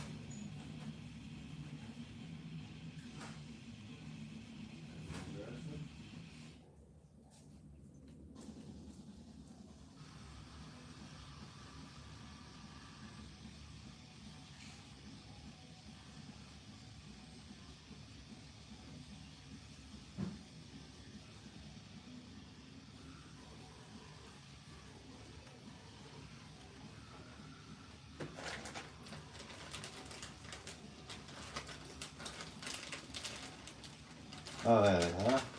They're hiding in there. Like, where else would have I put them? That's what I'm looking for. Right there. Okay, so these things are called feeler gauges. Had these for years. You can see how corroded looking they are. Still sweet. Yeah, do the final adjust. Do you have a detuner, no detuner?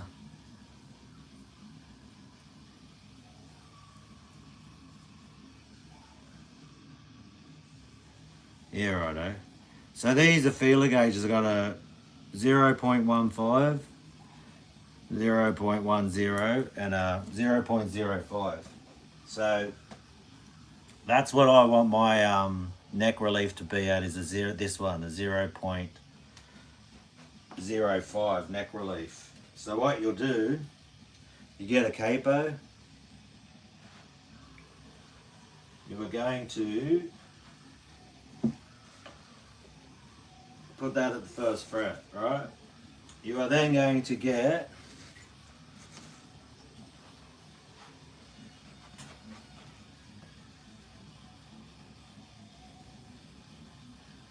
that's pretty much, and then you do the 24th fret, and you use your string as a straight edge, right? And that's going to tell you, and I'm pretty much, that's like right on. It could go maybe a little bit of an adjustment. Like, it's so close there.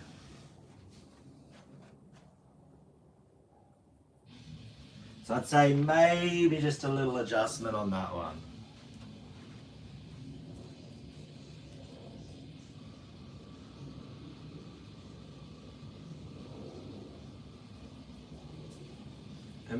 And people will freak out about this sort of stuff, but you don't even have to worry too much. Right? And then all you do, you just get this. Alright, we're just gonna, not the same size. Come on, brother. You're like a different size one, eh? You're the Ibanez size. Cheeky bugger.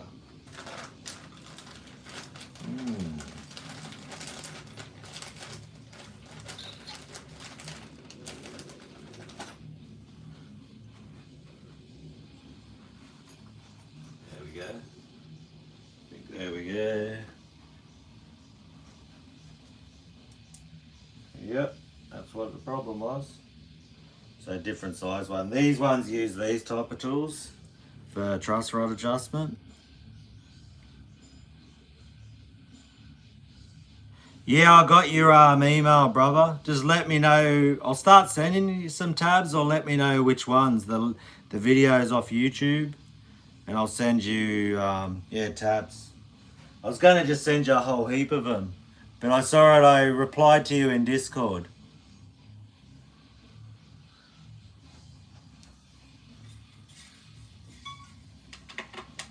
There we go. And all you're going to do, right, with everything, little adjustments. You don't need to be cranking on stuff too hard, right? Just like that. Just a little adjustment.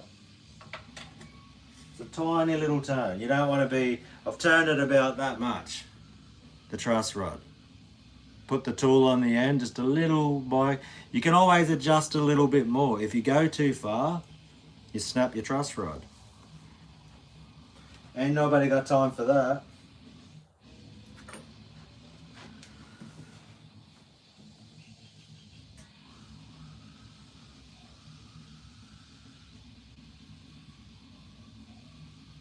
Yeah. They'll probably go just a tad more. See, but I know if I try like my 0.10 feeler gauge, it's rubbing. I can feel it noticeably rubbing on it. There's a guy in Australia who makes guitars. He sets his up at 0.05 feeler gauge. So people who use rulers, all sorts of stuff. This is the way I do it. Yeah, we're like, man, we're so close to that. Might just go behind a little bit more.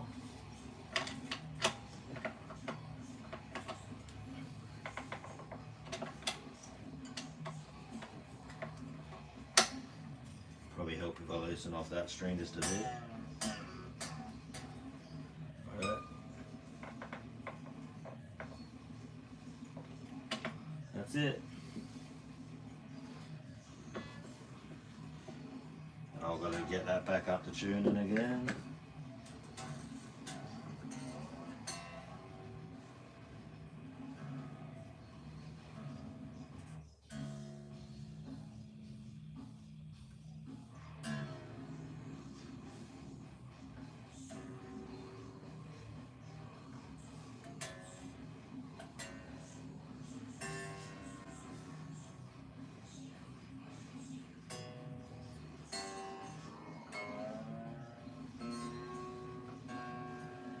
So I was throwing it so far out because that was so far.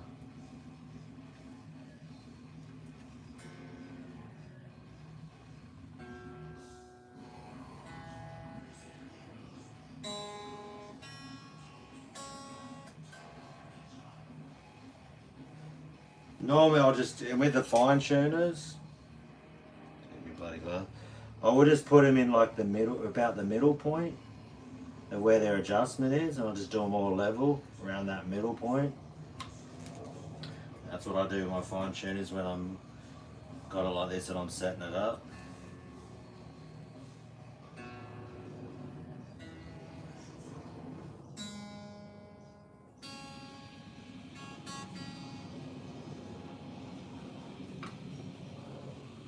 Check that again.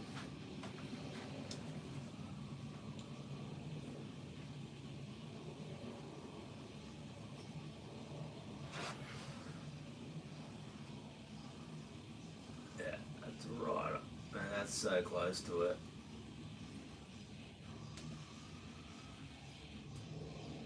And you're doing it over the top of the fret, on your 12th fret. You're sliding the feeler gauge between the string and the top of your fret, and you're looking for how close it is to the feeler gauge.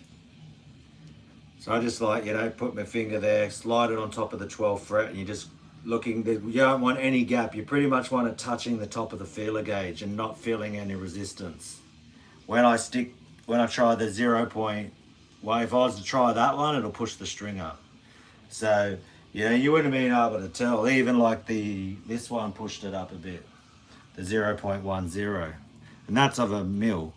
So like if I go like this, you can't even see the difference. But when you slide it under a string, there's a difference between this one and that one. Because that one's too, you can probably see like how bendy it is. That's your, but yeah, feeler gauges, easy to have, or easy to use, I would say. Very close to where I'd want it. She's pretty good where she is. I've got to do another string stretch. We're coming to the end of that one.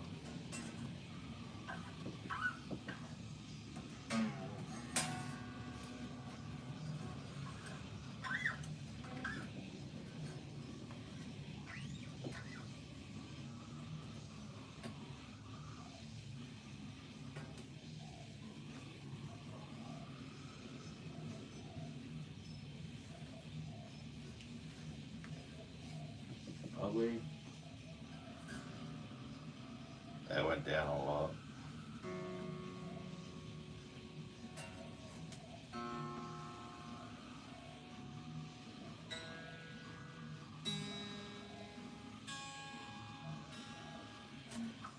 The bass is the one that always wants to, and sometimes with Floyd they can strip back out of the saddle.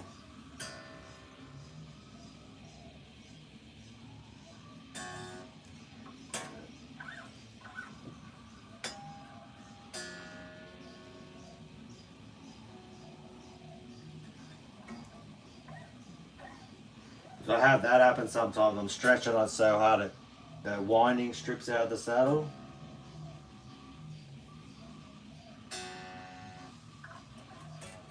Can be a bit of a pain. But Floyds, love them, hate them.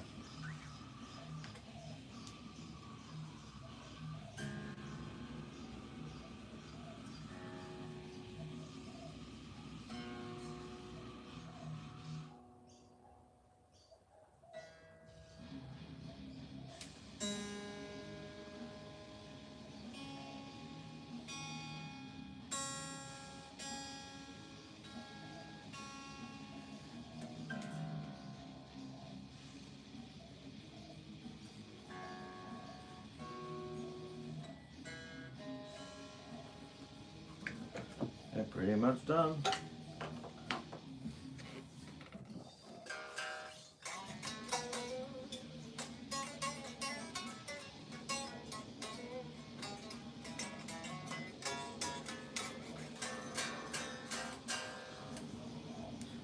String height. Okay, way too low there. So now I've got to do action. It's another little cheat with action.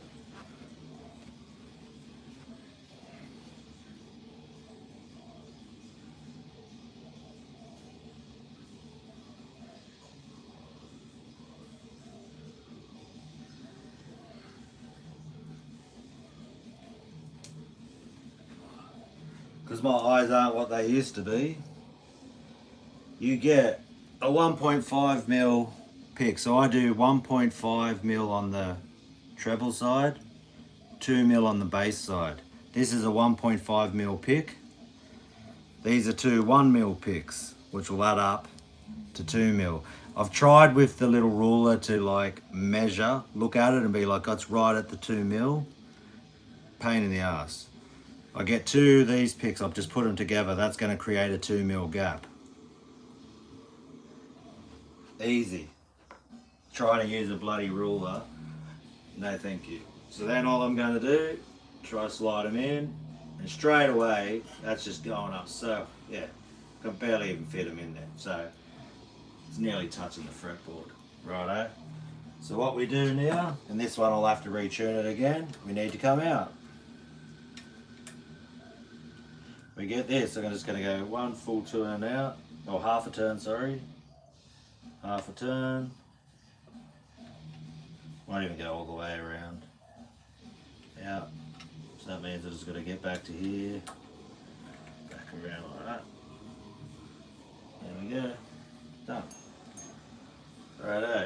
back up the tuning again. That messes the tuning up. Not too bad.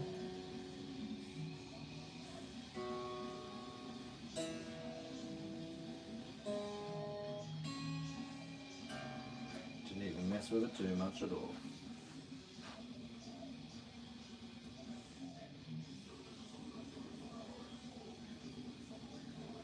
Treble side sweet. I need to be able to bring that down a touch. Bass side needs to go more.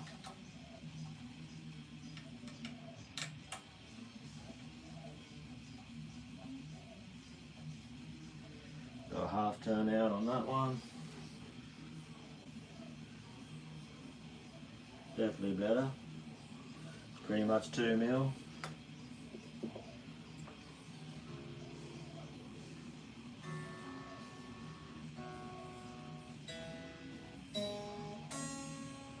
Lovely.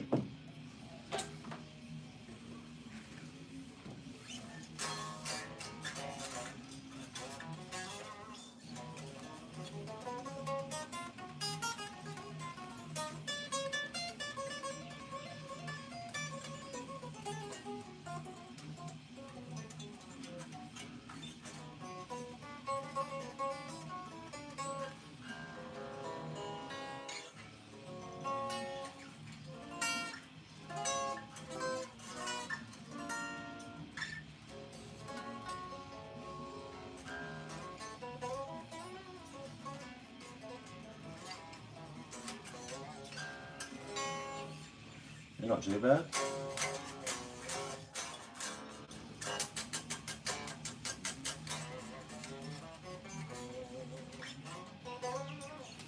Show me right.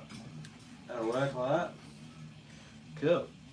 Now I've got to toss up wherever I want to use these locker nuts because I've had a problem. This guitar that I got second hand, yeah, it's crazy, eh?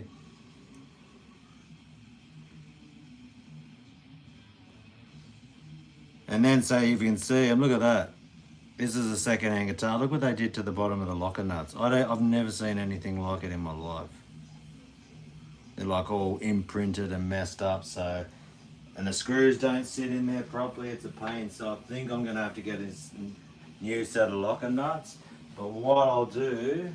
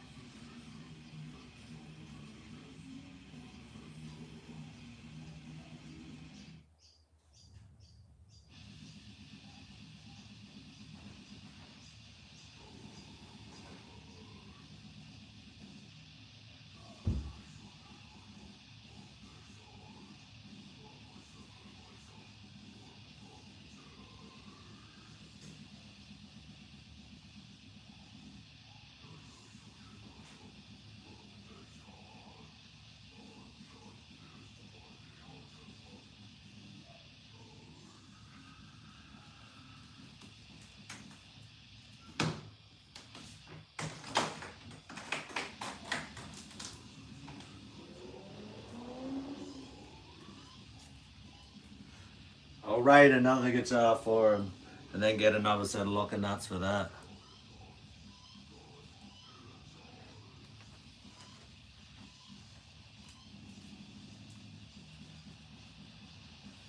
We'll show you this one, my other beast. You haven't seen this one in a while. Damn, she needs a clean. We'll rate him off this one. The Secret Special. Man, I'm going to have to get this one back out and start playing it. That one, I got picked so much on this one. Paint's coming off it. So we'll steal them off that. Hopefully they're the same size.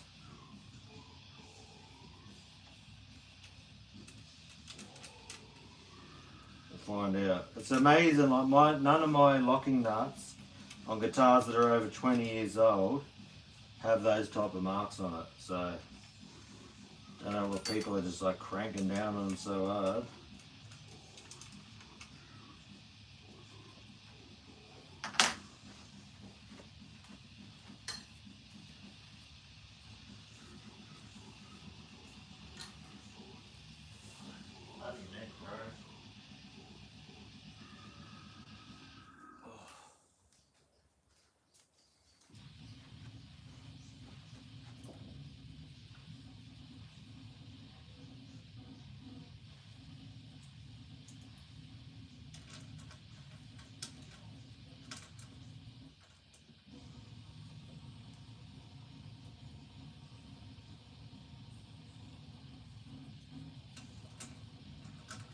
It was always a problem, I know, when I'd ever tighten these down, those ones that were all messed up, it'd always go out of tune. It was a bit of a pain in the ass. Righto, got all that.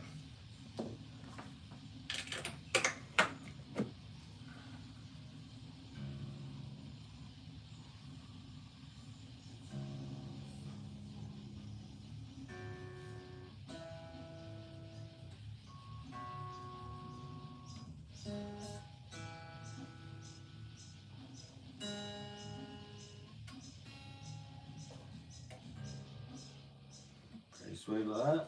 Let's see how these ones go.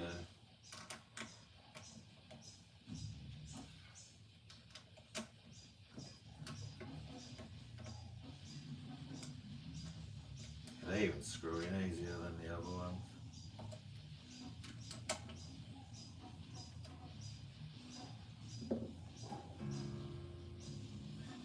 Little stretch will fix that up.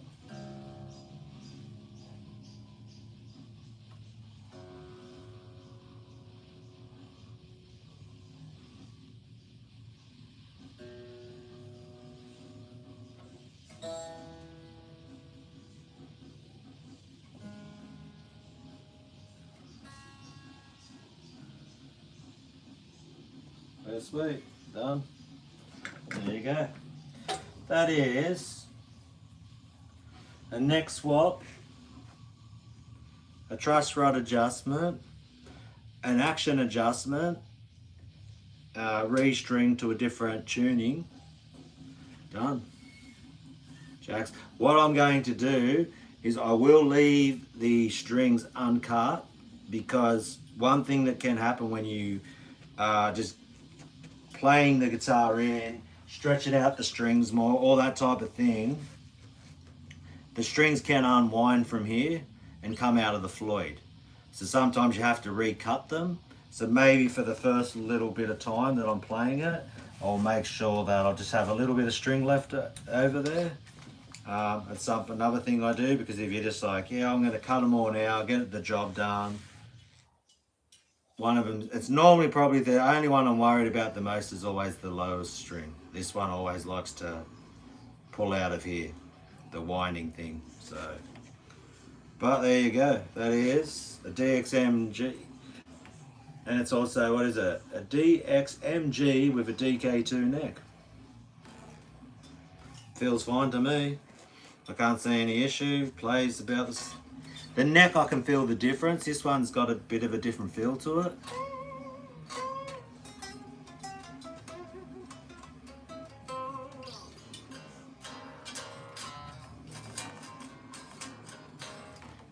But yeah, it feels good. That with that slick neck that I do, that's so sick. So that one's done. C sharp beast. Next one. Oh, the only thing I had to do before I get all that back together, because the Floyd was adjusted, before I forget that.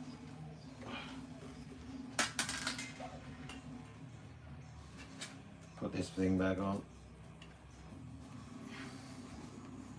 But she's a mean playing guitar still. Just doesn't have a reverse headstock. You wouldn't even know if you didn't know.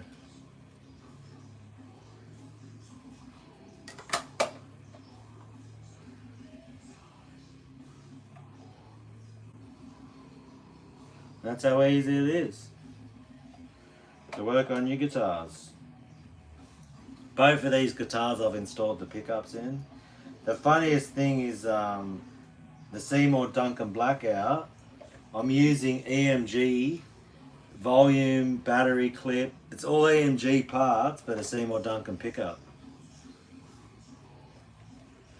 Because it's the exact same, they both use the same clip. So Seymour Duncan, so if you have a guitar with EMGs in it, or a guitar with Seymour Duncan Blackouts, you can switch them between EMGs and Seymour Duncan active pickups, because they use the same connector. So that's pretty easy.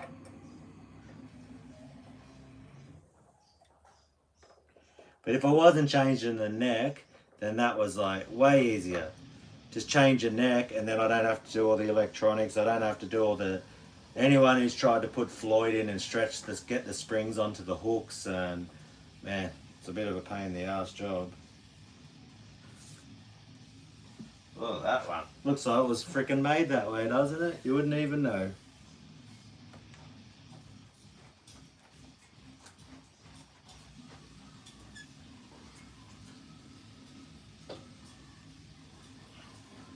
Now we've got this beast.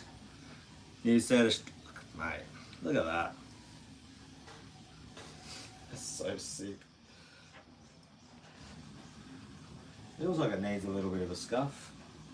I think I got some more sandpaper.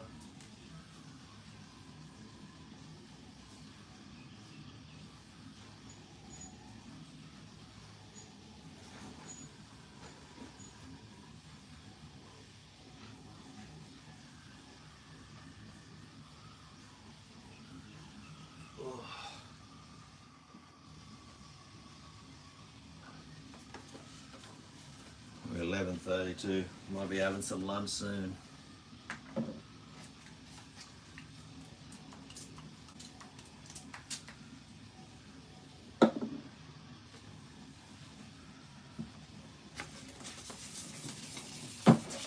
Hey, what are you doing, bro? Get on your mat.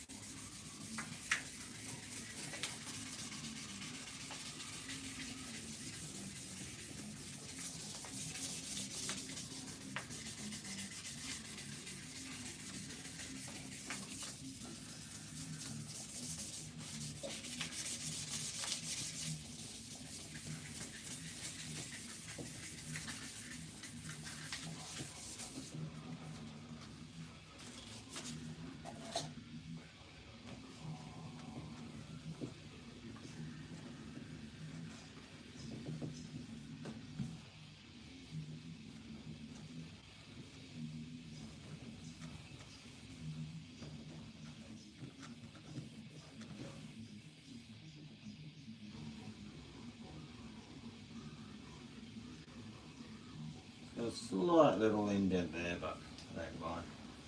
Silky. Silky smooth. What's up, Jake? Doing well, mate. Besides my old man neck. Freaking slept wrong. Oh. I love pinched nerves in my neck, they're awesome. So much fun. So trying to do this, look down at a guitar while my neck's a bit jacked up, but oh well. What are you gonna do, eh?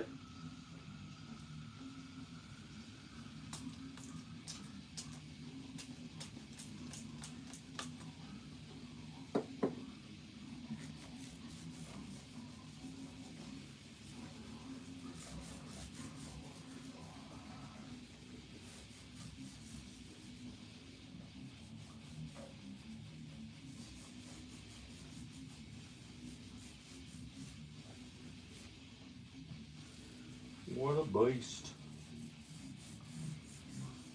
Look at that beast. Reverse headstock action. On that colour. Someone's homemade freaking paint job. But they did so well, so unique, the colour. It's not even a proper like crimson swirl one.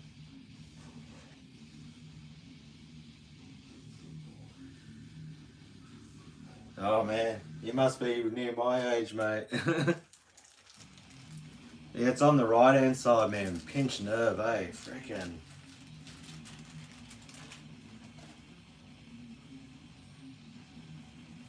It's like not as bad as they can get. So it's probably like a, you know, it's only probably a 4 out of 10 for the discomfort and pain. When they get to the 10, then you're like, woof. Man, it sucks so bad, but the advantages of being old, eh? We love it. Have a couple of aspirin and she'll be right. Already had me, and I swear, like when I move my neck like this, all I can hear is like, the old joints aren't doing too well. Ooh.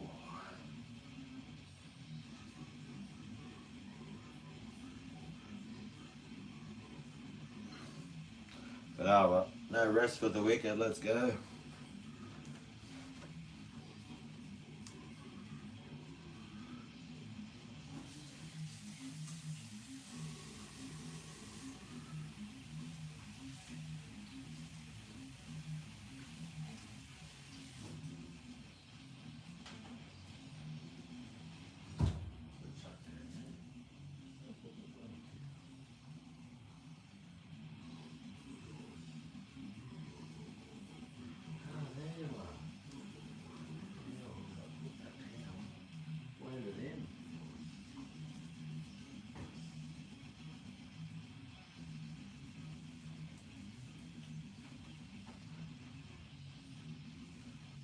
Oh, before I do that one, okay. I was gonna put this one in, I said C standard. Lucky I didn't open up the packet. This is my C sharp. That one was C sharp standard, which is Dying Fears, which the young fella loves. Which I do that set on him. But this is my C standard guitar that I've got it set up in. So nearly just messed myself up then.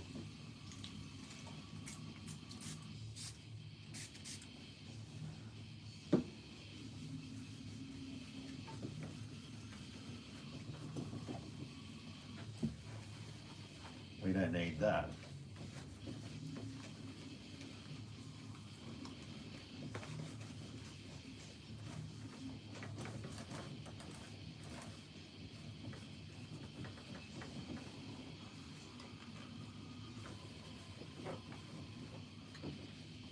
We've gone for a different look too. Took out those two pickups that were just sitting in there. The empty hole approach.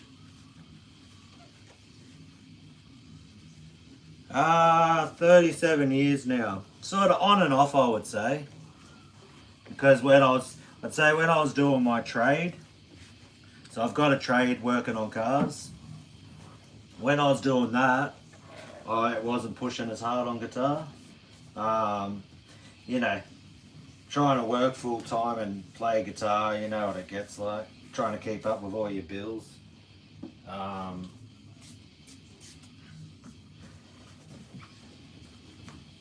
Yeah, it's about 37 years now. And for me, it's just been it's a hobby for me, you know. And pretty much I just started doing teaching on YouTube because there was people who actually started reaching out to me asking me for lessons. And they were the ones like, you know, I used to just do it for free. I'd go on video calls with people. And literally people I've taught are now playing live. So, yeah, a lot of people my age, I'm 49 years old. You know, and a lot of older people getting back into it, just like kids have left home. The guy who encouraged me was actually a retired medic from the military from the USA. So, yeah, and he like hit me up. And also another guy named Casey. He was another guy who's like, you know, I'm starting to want some lessons. I said, yeah, no worries, I'll just teach you for free, mate. And those guys encouraged me. And then the whole, as I did the channel, and I've got to now over 15,000 subscribers, which, man, I still sort of don't know what I'm doing. I just like throw something at the wall, and if it works, it works. If it doesn't, it doesn't. I've got a full-time job, and that's really all that matters. Damn, that's not good. Put it up against the wall and it's freaking stained it. Love that.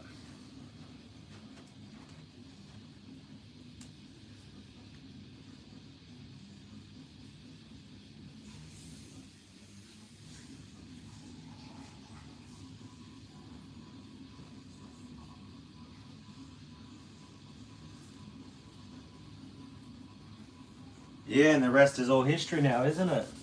We're getting to the end of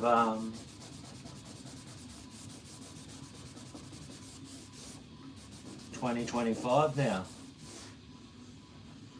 Over 2 years doing it, eh?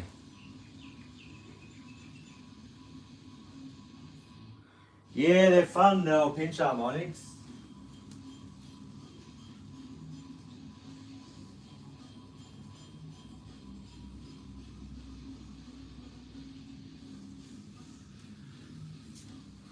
Just think of them like natural harmonics, pinch harmonics.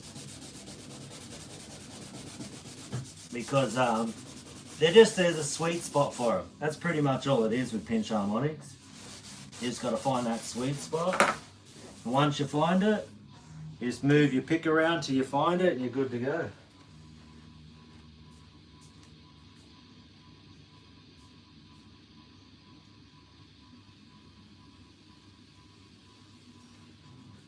And I'd say like your tone, you're like using a boost pedal and things like that.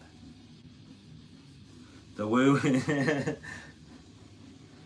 you go, get the woos. The woo-woos. Yeah, Zach bloody loves those old pinch harmonics. That's what I need now, my other strings.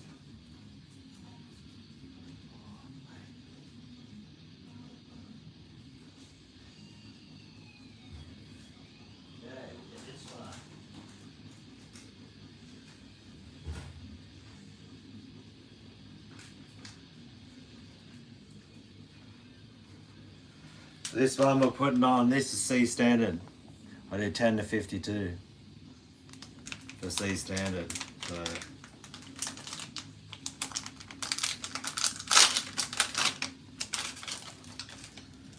for them cracking.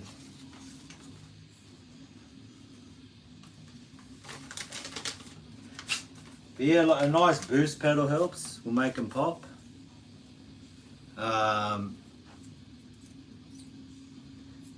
Yeah. Yeah, and that's in the Boss Katana. They've got like the basically MT2, and they've got boost pedals. So you just like run that one of the boost pedals in that interface that it has in the signal chain. You just boost the preamp of that brown sound, and it'll. Yeah, their Boss Katanas are awesome, eh? Yeah, that can help. Toe down position wah definitely can help, but not, you don't need it. It will make it pop. It's definitely it's a tone on its own, right there. Which way did these ones bloody go?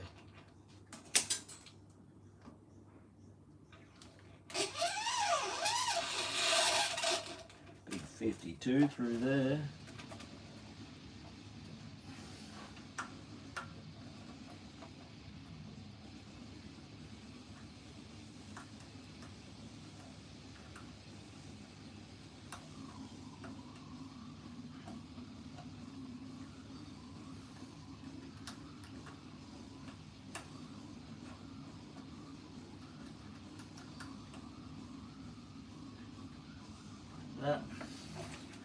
Where did I have these done before? I swear I'm going to be going,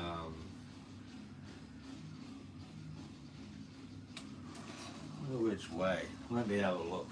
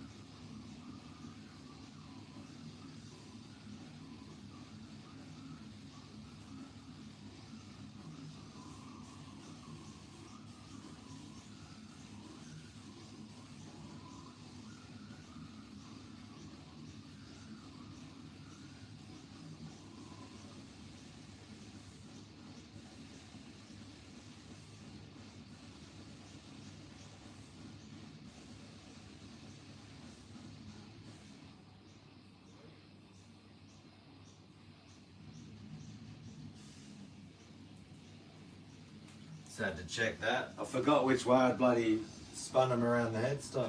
The tuning peg. So I did that way. Go like that. Not that much. Like that. Doing them that way.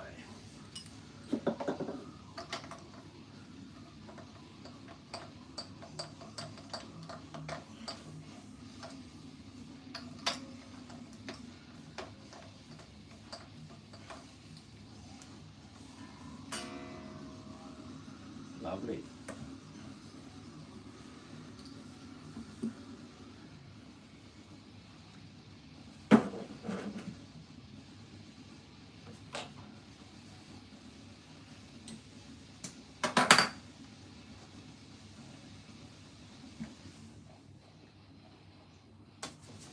Okay, next one.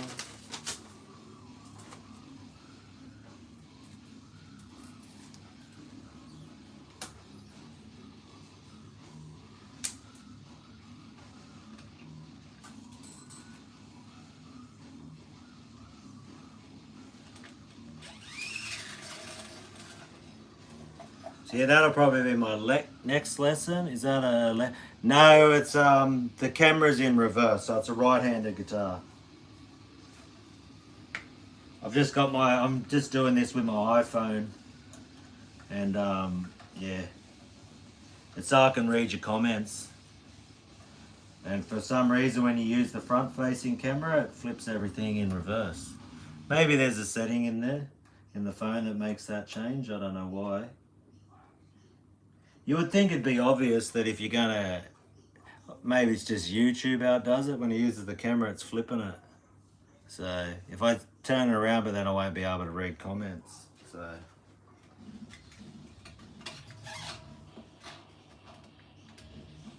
yeah, like that. Go out there, back through. That way around. Flip that one up. Push it down.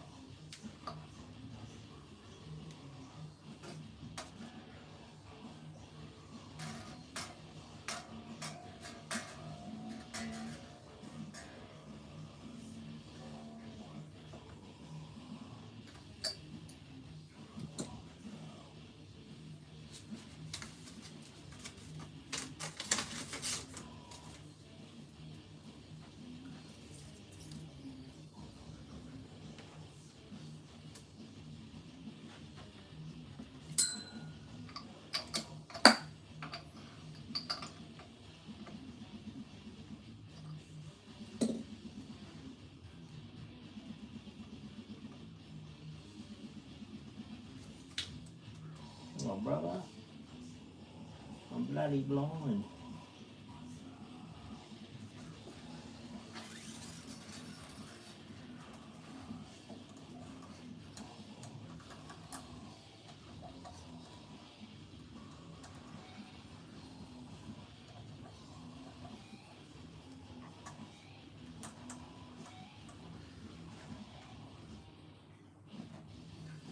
And the secret too, when you're doing your strings and you tighten it up, so if you're worried about snapping it or how tight you do it, the way I do it, grab the Allen key from the bottom.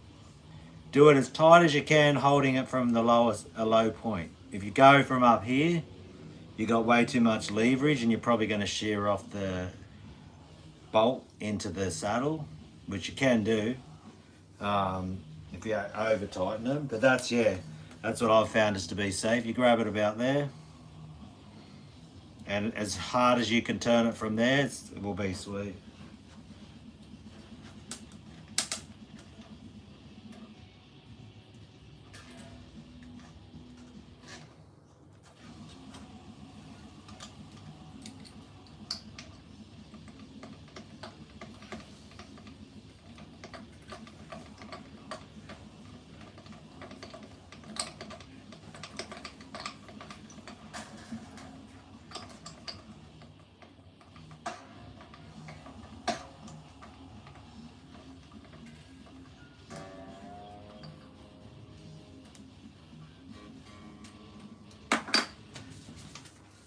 Yeah, but that Goto on this, Goto 1996T, awesome bridge.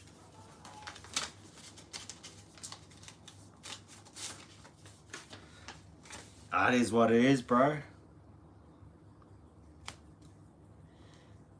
Fender owns so much, like, you know what they're going to be? Like, at the end of the day, Grover Jackson sold it to Fender, didn't he?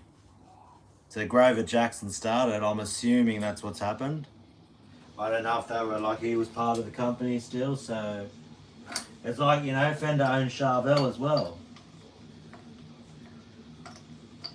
You got Grover Jackson who started Jackson Guitars, and you've got Wayne Charvel who started Charvel Guitars. So they're the ones who sold their yeah, same like Mesa. Gibson owns Mesa. Well, Randall Smith sold Mesa, didn't he? Because he's getting old and he's like, yeah, I'm done, mate. I've made enough out of this. It's good, moving on. And straight away, true to Gibson form, they just went, let's do nostalgia. Let's make a Captain Crunch Mesa Mark IV, and everyone's going to spend stupid dollars for an amp that isn't even that good. In my opinion. But Gibson are mad at marketing. And I've been sucked into marketing hype. I ain't going to say I'm a brand bitch myself. I'm just not a Mesa brand bitch because they cost too much in Australia. They're ridiculously expensive here.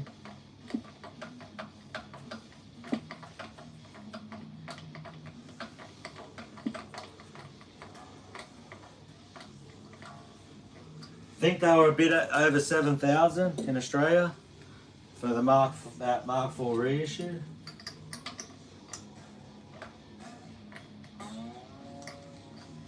I know, like a triple rectifier last time I even looked at them, they were 6,500.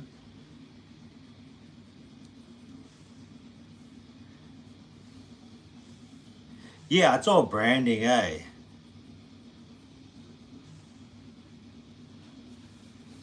But see, what it is, I think it's, yeah, I hear what you're coming from, like it's not a Jackson, but it's sort of, right, at the end of the day, it's also not a Fender, right? Because think of it like Fender is just the purest Strat old man style guitar, which I love. I've got Strats. Jackson is one of the ones who started making what's called a Super Strat. Okay, it's a Fender Strat body. They just changed the necks on them. They redesigned it, 24 frets instead of 22 frets. Compound radius, 12 to 16 inch compound radius, right?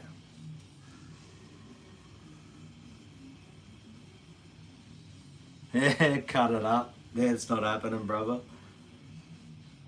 But and that's what it is. So you got to really think, as I look at it more as it's continuing on the design style of Jackson, right? Now, if you then go to the Jackson custom shop, if you've got enough money for that, you're getting a Jackson guitar.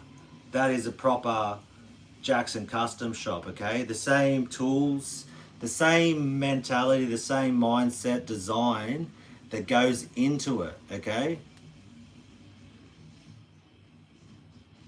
Oh, that's what they're a Fender Stratocaster, 100%. But you got to think, right? A Jackson guitar.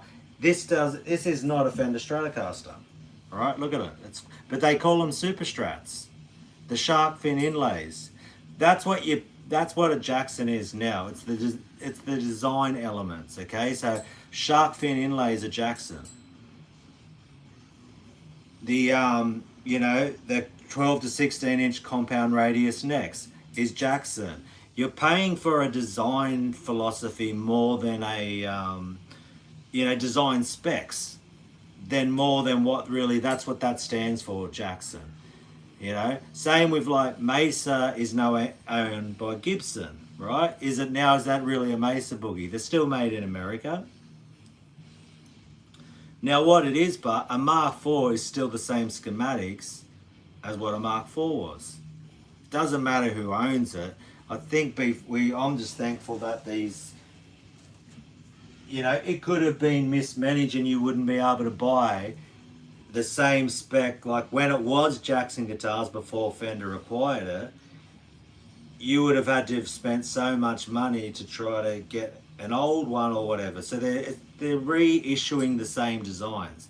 So I'm thankful that big companies take that, because then you get to feel what it's like to have a guitar from the 80s, or, you know, that with that same design element. And if they didn't, Fender wasn't doing it, it wouldn't exist.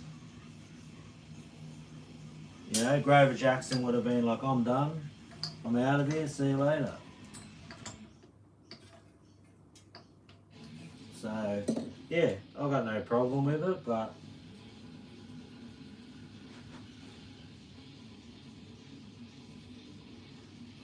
you know, I've got no problem with all the advertising and all of that. Because at the end of the day, it's funny how now I even see people talking about, oh, it's just too much advertising with YouTube and all this marketing and all of that. What, do you really think that Slayer personally paid for a wall of Marshalls behind him? You think it was an accident that every time you saw a Slayer photo that they had their guitars like this and they were pointing the headstock that said ESP on it? You really think that was an accident? Back in the 80s? Like, they're standing there with their guitars going like this. What? They just like pushing their guitars forward, so the main focus was what was written on the headstock. Come on, bro. Do you know what I mean? So this whole, oh, it's all too corporate, it's too commercialist, it's too, like, wake up to yourself. That wasn't a wall of Marshalls, they were empty Marshall cabinets, so you went and bought a Marshall bloody amp. You know what I mean? Come on. But whatever, eh? Whatever makes your blood get angry, and whatever you need to, whatever fuel you need to scream at the clouds and be an angry old person and be, oh, the world back when I was a kid, it was better. Yeah, no worries, bro.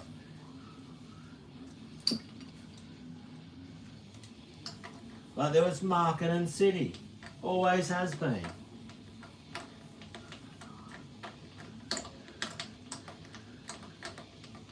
Why do you think, like, the lawsuit ESP James Hetfield guitars cost so much?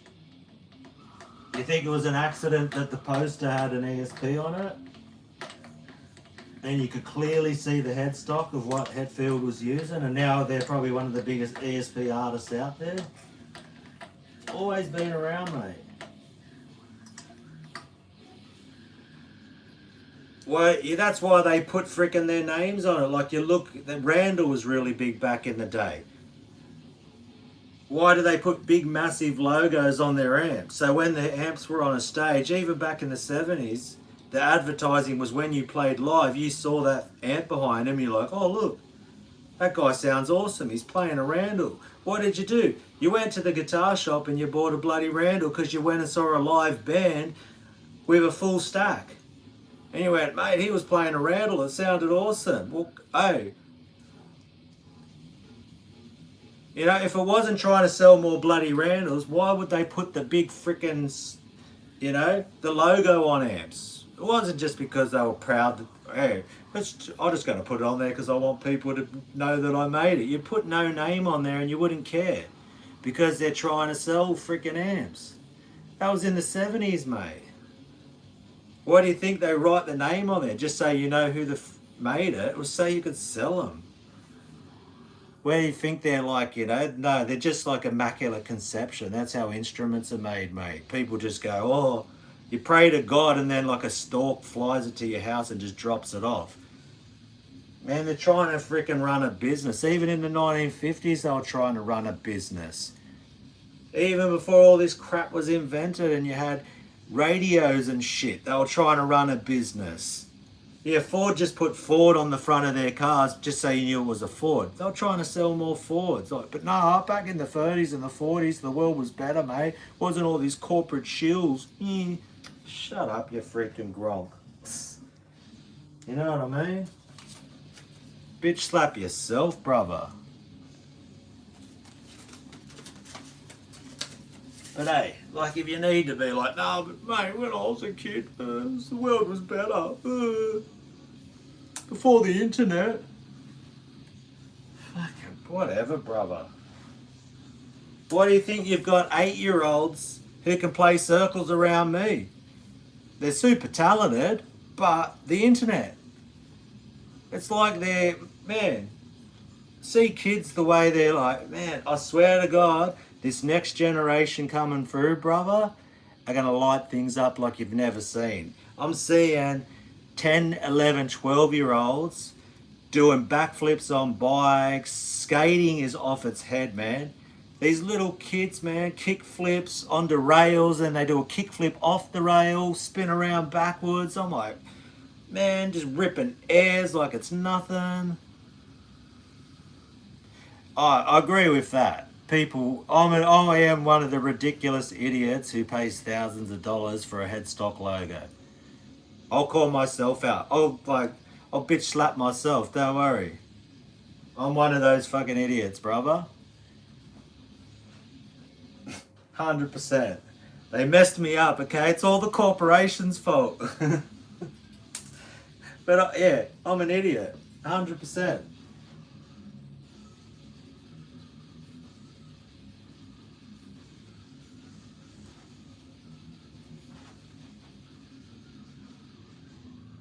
But now I don't do it. Like when I was, years ago, I definitely went and spent too much for a guitar because it had a brand name on it. No, doesn't ring a bell, Justin Johnson.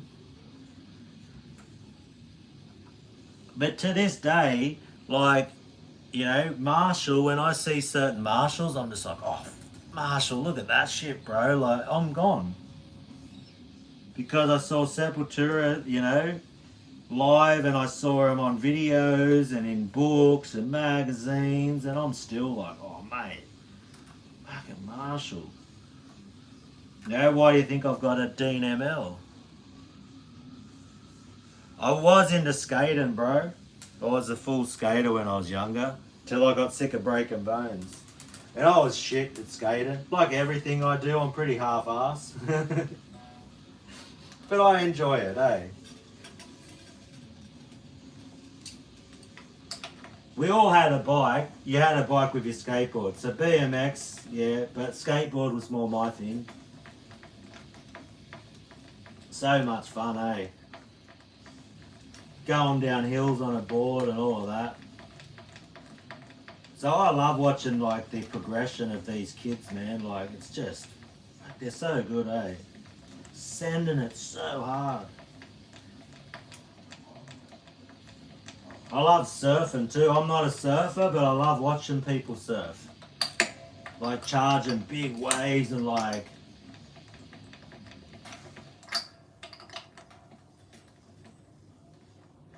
stupid slabs on a freaking reef out in the ocean, and then they know it's going to close out.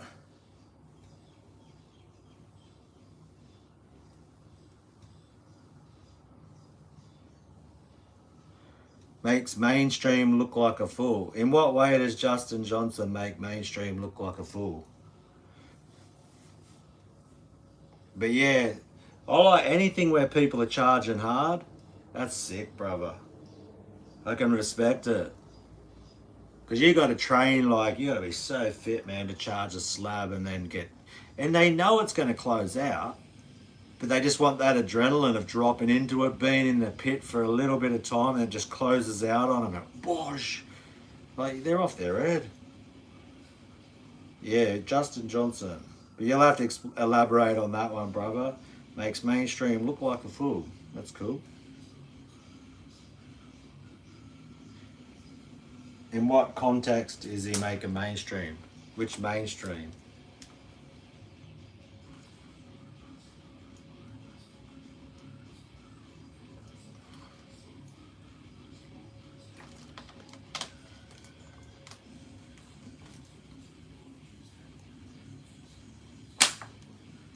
They're surfing like there's this the Lawrence brothers. One of my favourite YouTube channels is Nathan Lawrence. Or Florence, sorry. Florence brother. I said Lawrence. The Florence brothers. The Lawrence brothers are the motor guys from Australia.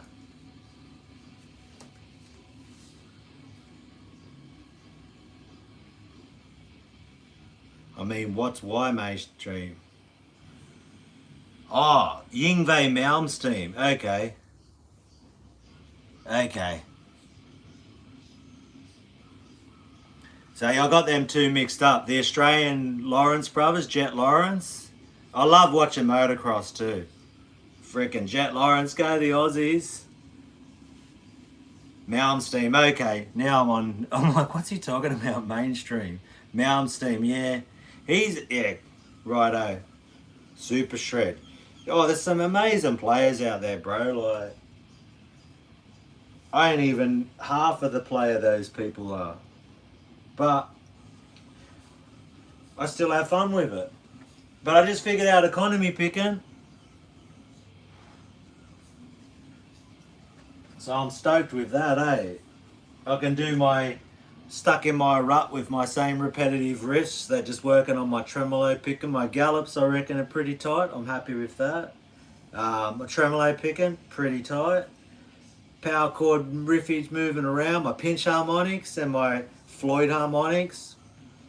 I got a couple of little legato. I think I've worked on that. My diminished pinky running around.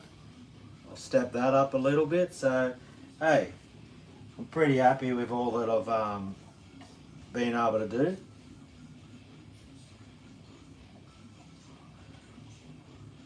And I can definitely, it's not always about competing with the greatest players in the world on YouTube. It's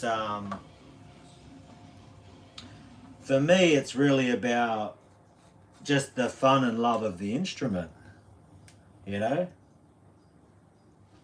and how you can enjoy it. Bit of fun, mate. Like, it doesn't have to be that serious. Like, I always find it funny with music and instruments and that. It's like,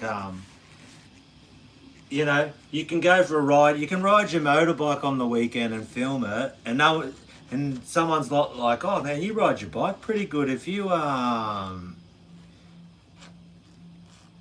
you know, you thought about joining the MotoGP, or you play golf on the weekend with your friends, and they're like, you know what, you just shot frickin' 5 under par today. You ever thought about joining the PGA? Yeah, like, I'm okay. Like, I don't mind being humble because, you know, I go alright, but let's be real, like, I don't mind being humble and honest because to me, great players are people like if we're talking about shred, one of my favourite players like for shred would be Brandon Ellis right now, right? So if you look at how I play and look how Brandon Ellis plays, like Brandon Ellis technically is up here, okay? So yeah, I enjoy what I do. And I tell you what, even if we can't be as good as like Justin Johnson, because I'll get the same too, like I struggle to play a lot of people's leads. Riffs, I can get most riffs down, okay? Leads, when we're talking sweeped arpeggios and all this, I'm like, bloody hell, the speed at some way some of these people play. Mate, even those, 10-year-old kids, it's always a little Asian kid. Don't see any, that many Western prodigies but these little tiny Asians, and they're like, oh, freaking arpeggio city. Well, and I'm just like, bloody hell, way better players than me, bro. Like, that's fine. Like, I'm like, that's it. I can't make videos and try and teach what I know because an Asian kid's better than me. I can't enjoy playing guitar because someone's better than me. Like, mate, it's just, yeah, I do it too because people have supported what I'm doing here, And it's, man, and I've had so many comments where what I've shown people, it's helped their playing. So, man, I'm so stoked with what I've achieved on here. that I'm very lucky, you know. And I'm very happy that, you know, and people feel they're lucky that they found what I, no. Man, you can hear me playing, right? It's the funniest thing too, because there's one guy, man, and I don't like to really touch on it because I don't even want to comment on it anymore. But he tries to say, you know, like, I use all my tools to super edit my stuff. Now, if you've watched enough of my videos, you can literally hear the string noise. Because I work full time and I just couldn't be bothered, I literally just, you're hearing like in the room camera mic. Some people hate that. Like I could get more, if I went down the super polished, super professional, right? Then yeah, fair enough. People are going to be like, oh, I don't know, like all of that. But a lot of the riff ideas and the things that I'm showing, you literally can hear me hitting the strings. So, and you can, yeah, I'm not the fastest player. So, but yeah, this one guy reckons too that because I'm a scammer because really, like, I only started pushing into death metal wasn't because of YouTube. It actually started, I went really hard into death metal when COVID happened in 2020. So this is like years before I started the channel. We're talking like 3 years before I started. I got way back into death metal again because it's just the world went to crap. I'd lost my job at that point. And I was really annoyed. I had money saved up and I was about to go on a trip. I was really annoyed with the world. And then the way people started fighting over toilet paper, people were just losing their freaking minds over it. And I'm just like, it's still, mate, annoyed the crap out of me. And so I needed an outlet. I needed something just to put aggression into. And the more chilled approach to life, the trying to play guitar for other people, more rock stuff.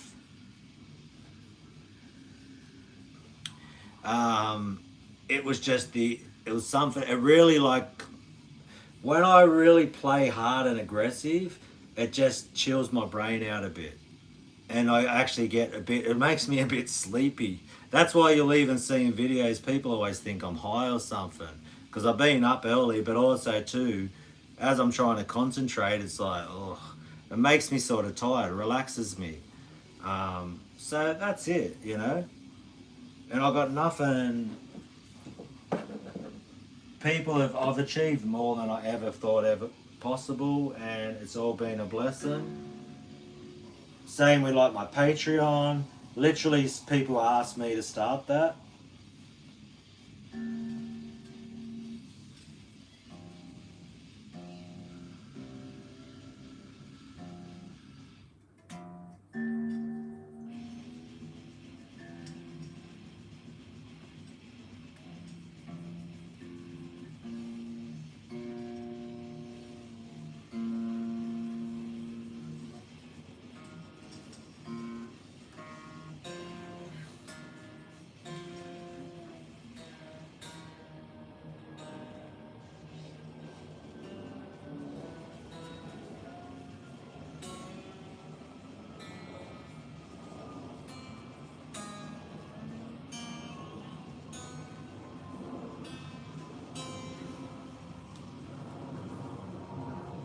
And you know, and it's even like I enjoy the collecting side of it, like the getting into all the pedals, getting into all of the amps. And I've been at this a long, like, see what's here in this room? That's all guitar magazines. When this is how we used to learn. Like, I'll take any of these ones. Let's do this on this one. Well, there we go. There's an old Metallica one, you know? This is how we used to learn.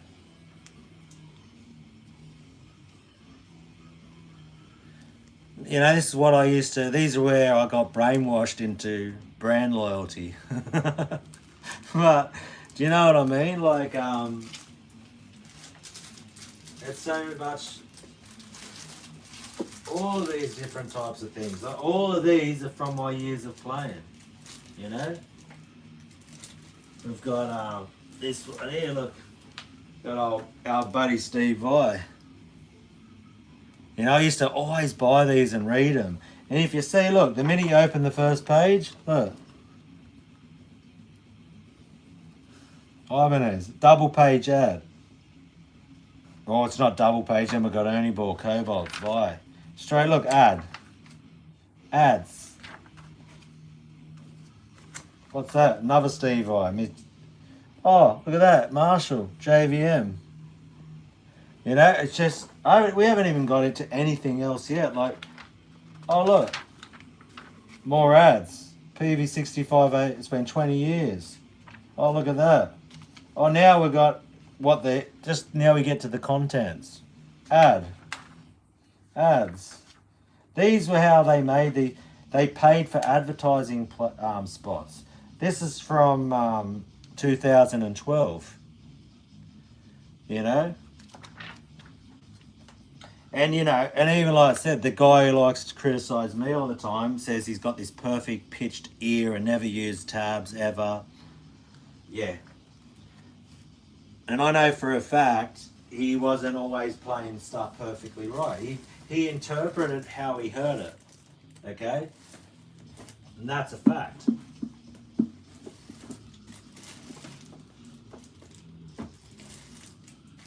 You know, he just figured it out the way he thought it was right. He sweeped arpeggios. He couldn't sweep pick to save his life. But whatever, you know.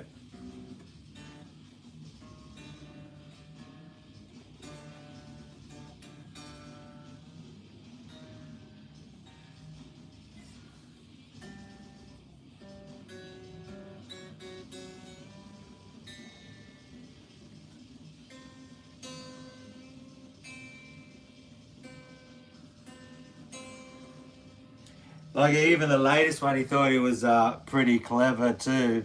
He tried to, you know, his name's Giacomo or something. He was some dude that got busted.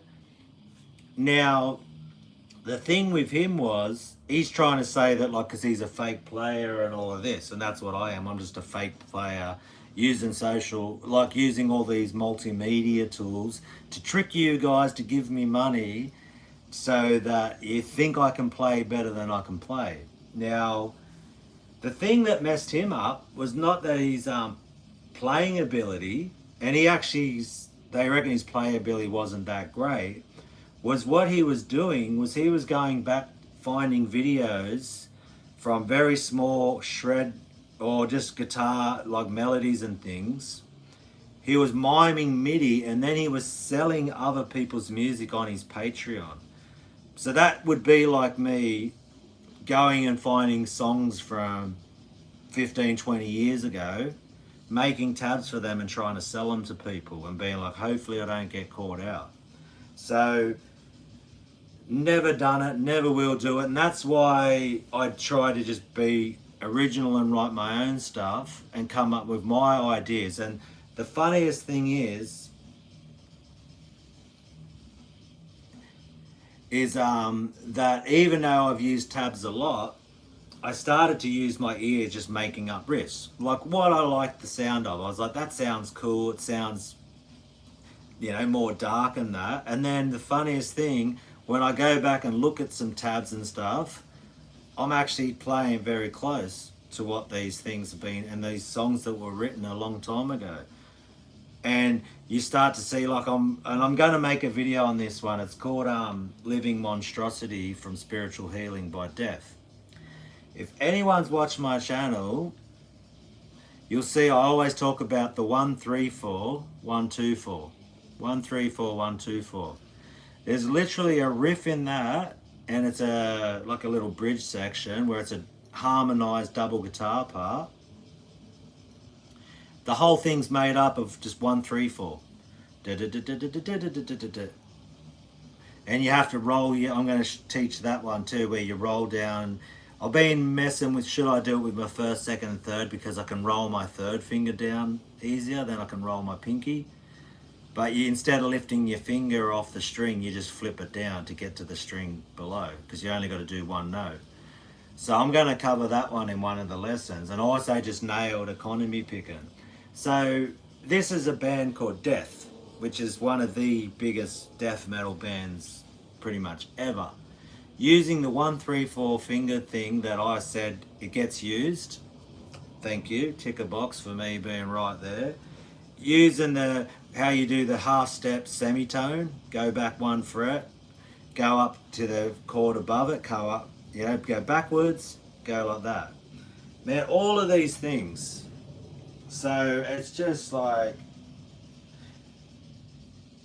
yeah, I don't need validation from someone who just is, for whatever reason, man, they want to say what they want to say.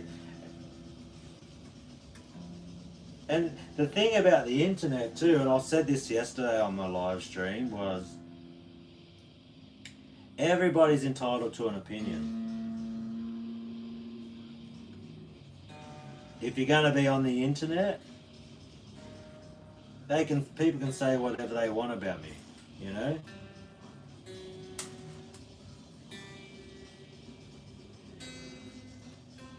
And this guy does it. He says the same thing over and over. Like, he's literally, because I get notifications on my main YouTube channel that he's like tags me, and he does it at like 2, 3 in the morning. So this guy's like up at 2, 3 in the morning thinking about me, and starts making videos about me, trying to bring undone what I've done on YouTube. He thinks that he's going to damage my reputation, that is, you know, he's going to destroy the channel. He just wants people to realise that I'm full of crap, I'm a liar, I'm fake, yada yada. He's been doing it for over 2 years. It's the same crap over and over. And he wants me to, even though I'm talking about it now, I'm reacting about it, but it's just that same crap. And really I only know that, yeah, it's that same crap because I keep getting tagged. Every day I wake up, there's a tag. It says tagged at DUNN. His name is Grind Down Under tagged my channel. And yeah, it's, and if he wants to do that, no, his main gripe is like, the fact is he thinks that I'm only doing teaching death metal or talking about death metal to make money. That's his main thing. So he calls me catfish DUNN. He says that I'm a phony, that like I only buy t-shirts because they're just costumes and props. So my whole reason I started YouTube and why I started doing death metal and talking about it was to try and make money. And he always brings up children. He's like, he's stealing money from children, all of this sort of crap. Now, and the funniest thing, which I'll just keep saying it over and over, is that if you wanted to make money on YouTube, you wouldn't be really trying to teach 90s death metal. It already was a very, well, how would you say it? Like, if you see any show from back in the day, they weren't selling out arenas like Metallica or AC/DC. This is very underground stuff. I would have been better off trying to teach rock and make money that way, you know? And I don't make enough money off YouTube to quit my job. So it's purely for passion. That's all it's been, right? And any benefits that I've got from that, I've put the work in, and I deserve everything I've got, because, yeah, if it's so easy to do what I do, and he'll say that he's way better guitar player than me, then I don't know why he doesn't just make a channel, because he's real and authentic, and he's got everything, you know, he can play amazing, as he says. And I knew this guy when I grew up with this guy, you know, a very long time ago. And that's all I'll say about that, you know. No, he doesn't have a job. He's on, in Australia we've got a, it's called the NDIS. or he's on like a disability support pension in Australia. That's how he gets his money. I don't think he's ever worked in his life. Maybe like two. Last time I spoke to him, I think he said he worked for 2 weeks. So he's the same age as me, 49, and he's worked for 2 weeks in his life. And he gets government payments, and he says that, you know, I'm the one who's a loser, I'm full of crap, I'm all of these things. Like, but, you know, and I'm not even, I don't need to make fire back videos about this guy. Like, it just is what it is. And if he wants to say that about me, he can say that about me, you know? And yeah, it's just, I could go on and on about it, but you've made my point, right? So I can literally now like take this phone and I can go play some riffs. And you've seen me play enough times on lives. People have seen me play. I've literally recorded music and released something. Did I do it years ago? No, I didn't. Because it was, you know, it's all been opportunities that have evolved from this. Did I think I was ever good enough a player to get any type of feedback, to think I had anything to offer the guitar community? No, I didn't. And that guy would rather me have that mindset still, where I have nothing to offer the world, where I'm just this, you know, insignificant person who just needs to get off YouTube, stop pretending. And, you know, as he keeps saying, I'm going through a midlife crisis. That's the only reason I'm doing this right now. All these talking points. At the end of the day, I've helped a lot of people, man.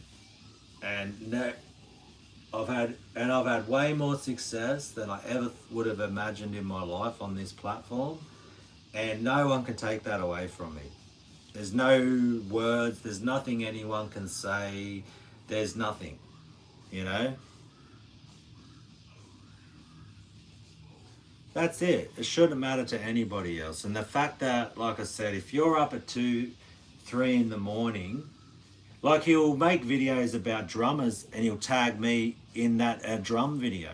Like everything has to do with me. Pretty much every video he makes is to do with me. He'll do like 3, 4 videos a day about me. Sometimes. Then he'll delete them. Like he just wants... Even me talking about it now, this is what he wants.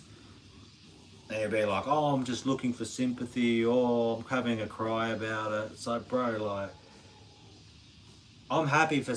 But he can keep doing what he does, you know? And I'm happy because when you're on the internet, everybody's entitled to have opinions. And he's free to keep saying what he wants about me, because my videos speak for itself. The way I'm interacting now speaks for itself. His content and what he puts out into the world speaks for itself. And I'm glad that he's got a voice on here, that he can say whatever he wants. Because they're just words and they're just opinions. And at the end of the day, man, I will be dead for a very, very long time, okay? And once I leave this planet, that's it. I'm happy with what I've done, right? I'm happy with what I've achieved in my life. I'm not competing with anyone else. I'm just looking for peace, you know? I'm about to turn 50 years old, and hey, who doesn't have some regrets in their life? But it's neither here or there. This channel isn't about me being like, needing a shoulder to cry on. I enjoy guitar. I've always enjoyed guitar. It's a fun hobby for me. It is a hobby. And I think it does definitely, like, when you, it's a very fun outlet. I love the sound of distortion. That's why a lot of what I do is encouraging people just to enjoy the instrument, just purely for the enjoyment of it. Purely with no other goal than just enjoying the instrument, with nothing to prove, with no ego attached to it. There's no other reason for what I'm trying to achieve here than that. And encouraging people just to love the instrument. And like I said, the feedback I've received speaks for itself, okay? I look like I'm 30. I'll take that, brother. It's just, hey, close up, look, I got some wrinkles. I still haven't got me grey hair yet. That's the craziest thing.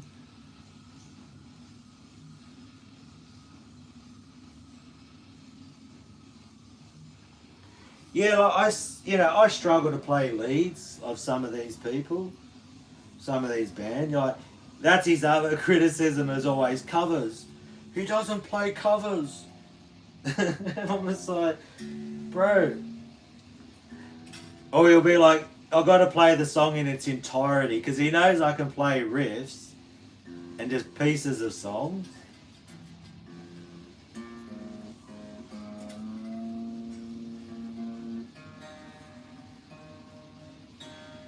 But yeah, I don't. Covers are cool when you're starting off.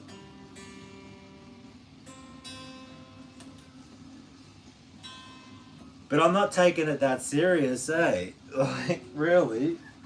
It's not, yeah. This isn't like American Idol or Australian Idol where it's like, can you play someone else's? Can you sing somebody else's songs really good that you didn't write? Like, and I've got no problem with people who do covers. Like, if that's your thing, if that's what motivates you to play guitar, play covers. It's not that important. Like, literally, me playing guitar on YouTube it's not life, you know? It's not, oh, you bugger, where did that just slip out of? Oh, it's from that end. Hey, that freaked me out then. I thought, no. It's up the top here. But maybe it is life changing, eh? Like, I have definitely helped people out, but I don't know. I don't have any ego attached to this stuff. Like, and anyone who's like taking their time to leave a comment, encourage what I do on the channel, I'm very thankful.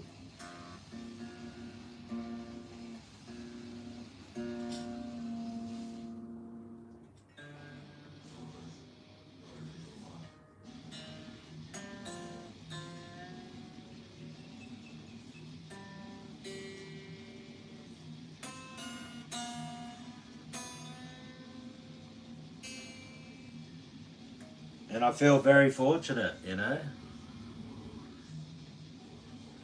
Yeah, it's very. I encourage anyone to have a go. Like, and that's another thing. Like, you definitely have. If you go back to my very early videos, how I was acting on camera, how I was editing, through the feedback that I've got from people watching, they're like, I remember I used to always put the tabs at the bottom of the screen, but then when you would pause it, the play bar would cover it up. So one of the subscribers is like, can you put the tabs up the top of the screen so when I pause it, it doesn't block it out. So through the feedback, you learn how to edit your videos better.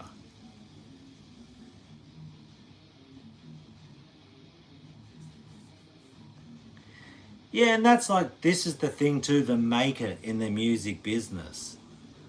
But a lot of people didn't make it in the music business in the 80s and 90s. It wasn't easy back then either. There's so many stories like people trying to make it. And what is making it? This is the thing, isn't it? Because what does a word, like, your make it might not be my make it. And I always find it very interesting how when it comes to music, there has to be this make it. Like financial or playing live or some type of thing. Which for me, it's all just a personal thing. Like, you find it like someone will see me play guitar and they're like, you should be doing something with that. You should be on a stage. You should be doing this. And it's like, should I really? Like, I just find that it's an interesting way to look at something, you know, that you have to because,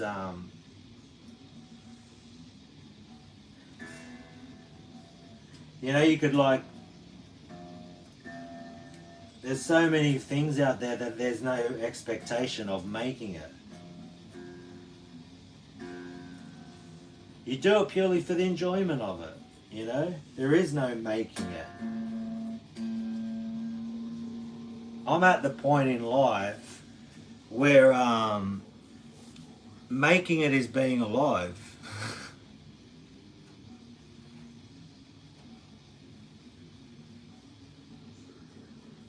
Well, see, this is the thing.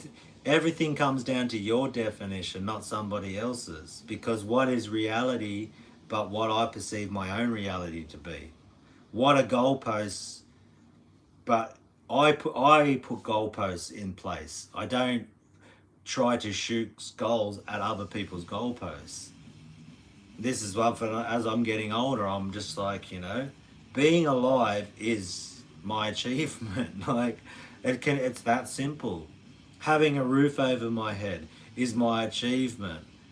Having food in the fridge is just my achievement. Like, these simple things that we all take for granted, that would be making it for somebody. There's someone in the world right now who's living in poverty, who doesn't have food in their fridge, who making it for them would be having somewhere safe to sleep and food in their belly. That would be making it. I think this whole concept, you know, and that's just where I'm at. Once again, this isn't to say you need to think like me. This is just how I think, and I'm just talking how I think.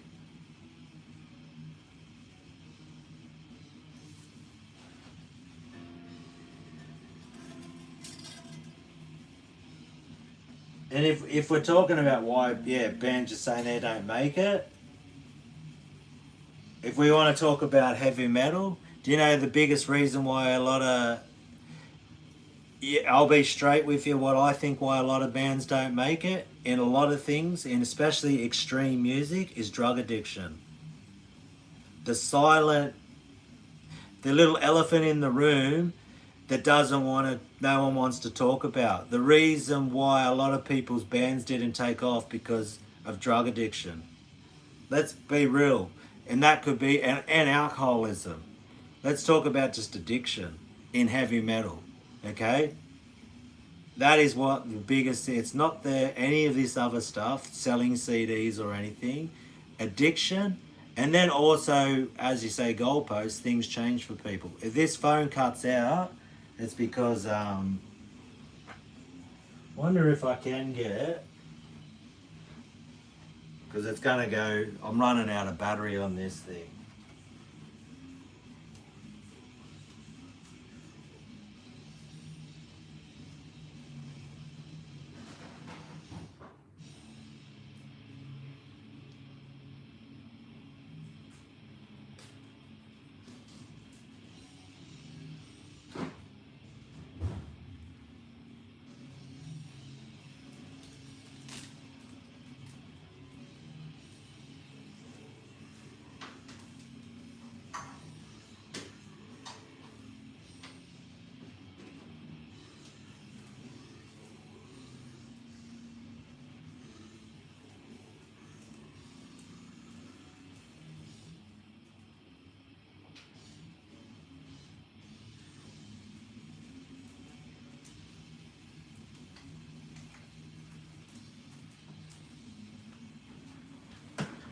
Let's bring this in, let's see if I can get that in there.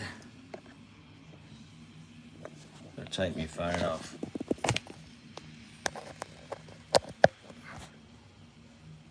There we go. There, we can set that up a bit higher. There we go. You might, hopefully you can see that, but yeah.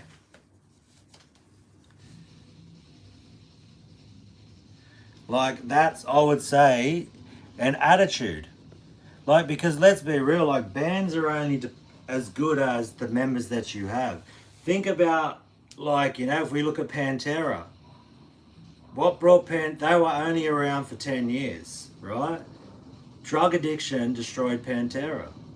Phil was a drug addict. Okay, even the big bands who have made it split up. Personality clashes.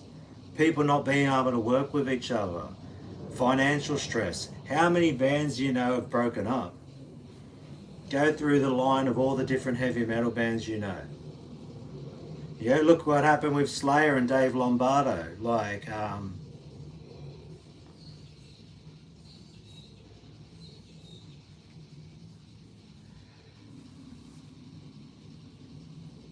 yeah. Hey, I sort of get where you're coming at. Pink Floyd, for instance. I think they can.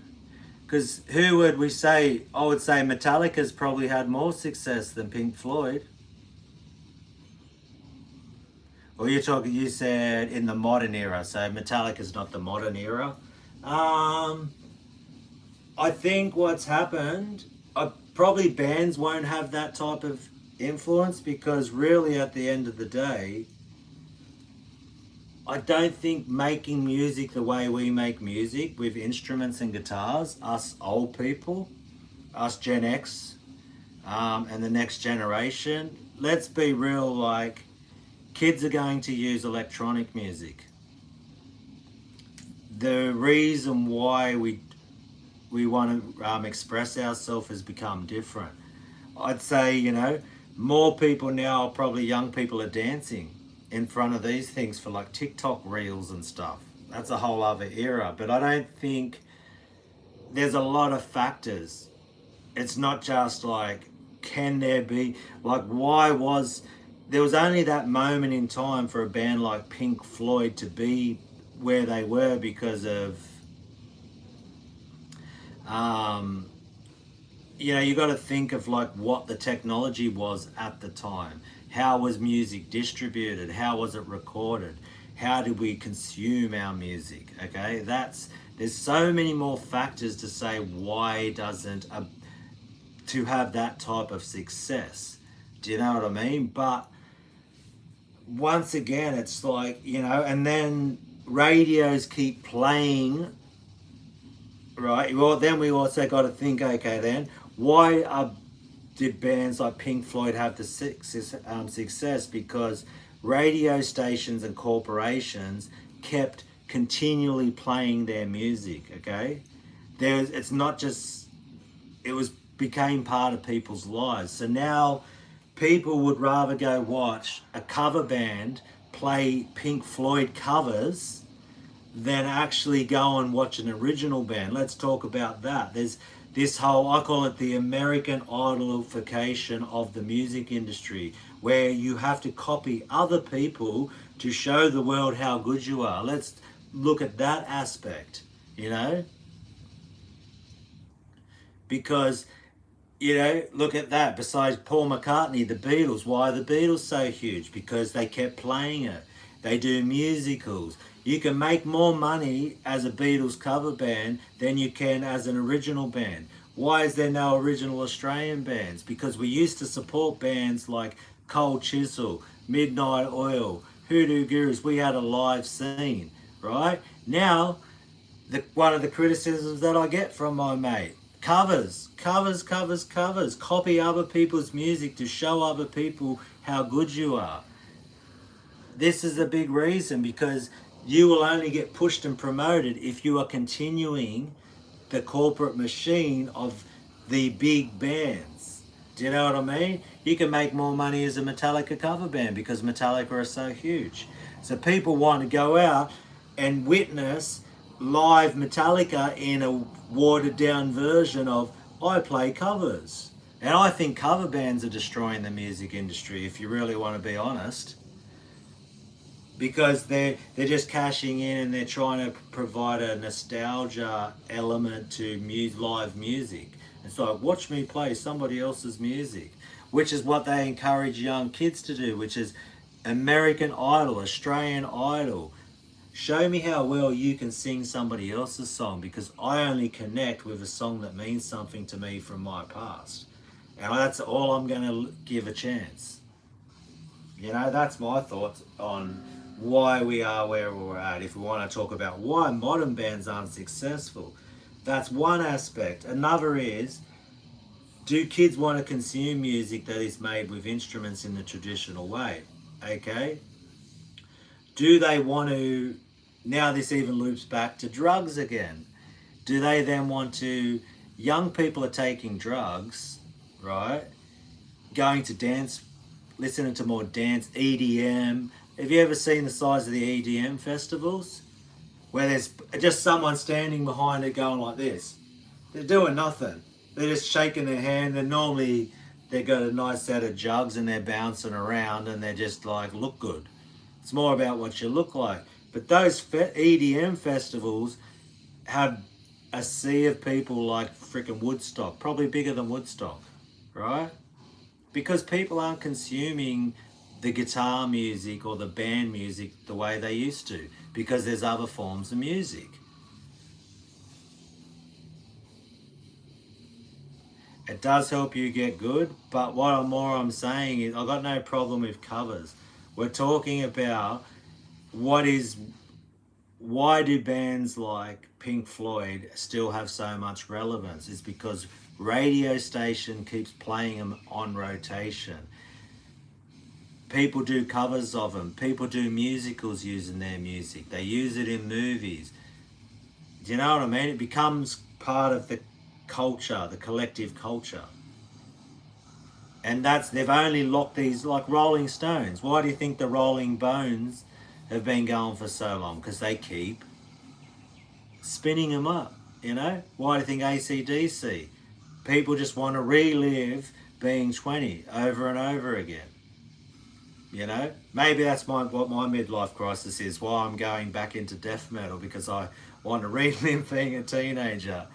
Do you know what I mean? It's a never-ending loop of just whatever.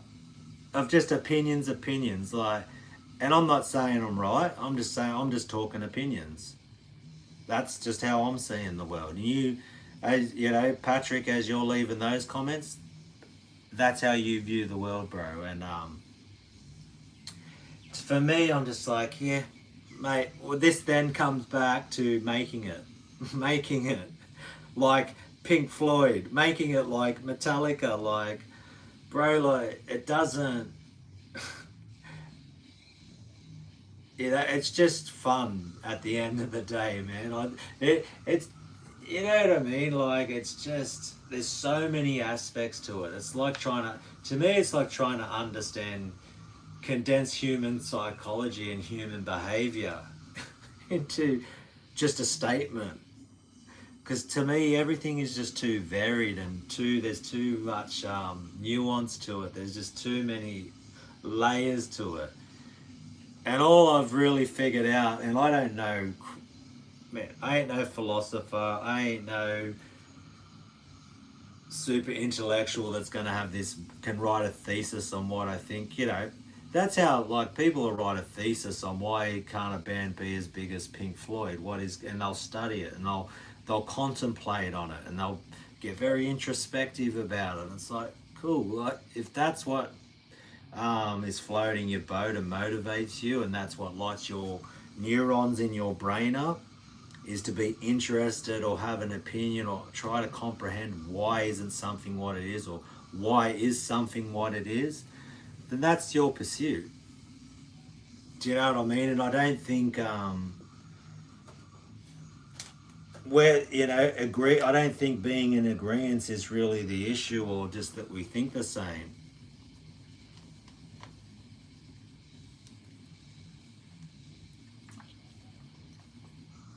Yeah, I agree with that. They definitely love what they do. I think it keeps you going, doesn't it? But yeah, I'm just, man, like I said, I'm very grateful for little things in my life at this point. I just see existence as fragile. You know, my dad's getting a lot older. Things like that, man, is what's more important to me than this making it. You know, I just find it very interesting. It's something that I always ponder, is why does music always have to be associated with making it?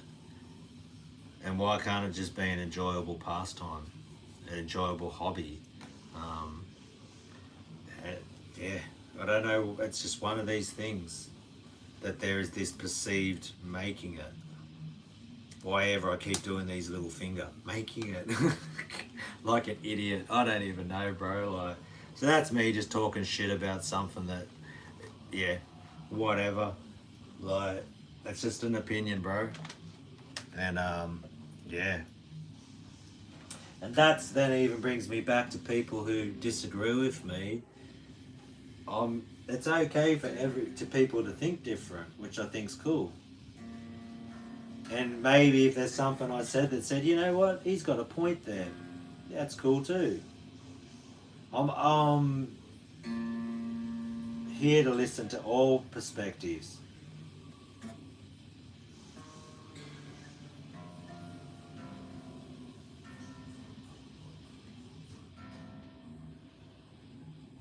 What's this one?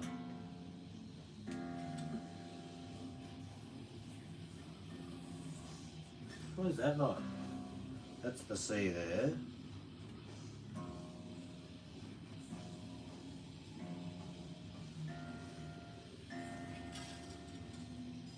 Got the intonation that far out?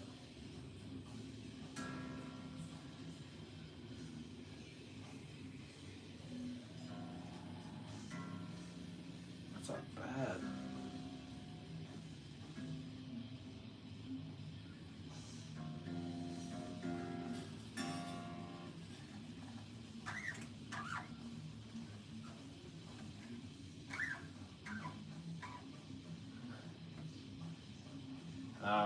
Yeah, sorry about that, bro. That's like a tough thing to go through, isn't it?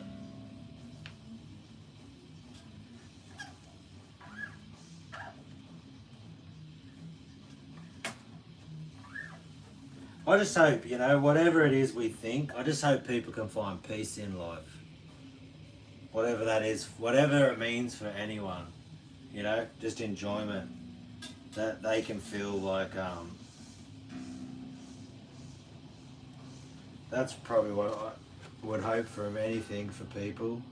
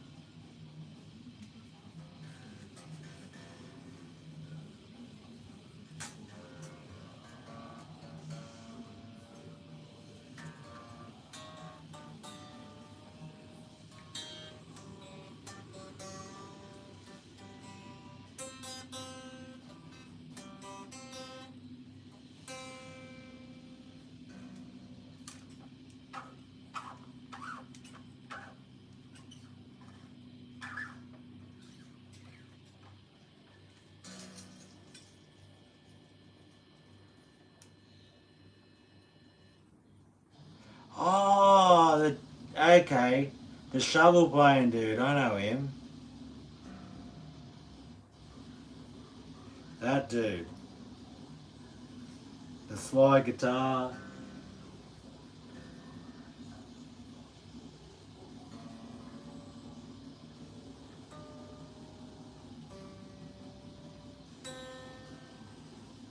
Now I know who you're talking about.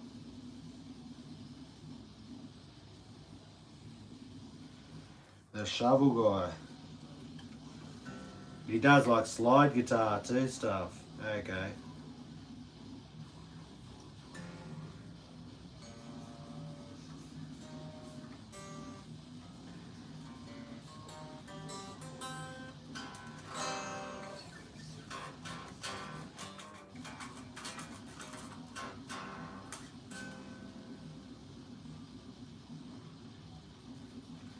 Now I know who you're talking about.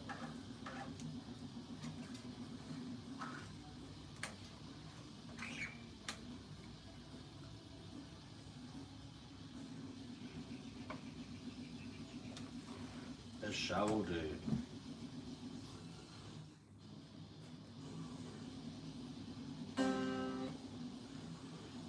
Yeah, I didn't know. didn't remember his name, but yeah, he always wears the hats and got the long hair and yeah.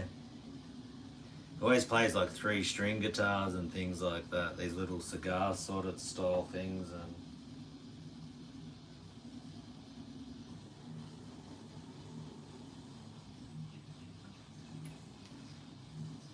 Yeah, I know who you're talking about. The shovel dude.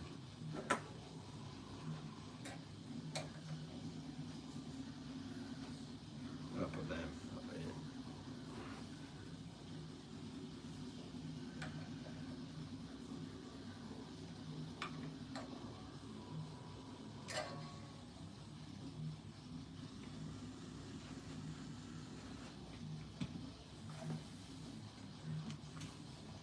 But yeah, thanks for how long I've been going for now. It's taken me, I think, talking since my camera reversed it around and started making me. I'm just trying to pretend that I'm a left-handy. Might have to start doing that. I'll start playing left-handed. Be like, look, see, he's not really left-handed. He's a righty. I know.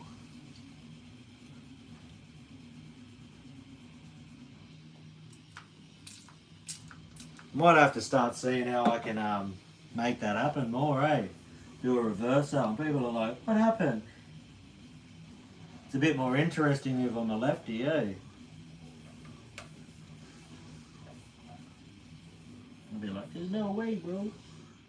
I watched him play as a righty, then all of a sudden, I think I'm like Michelangelo Badio. I can play left hand, I can play left and right handed, I'm that good.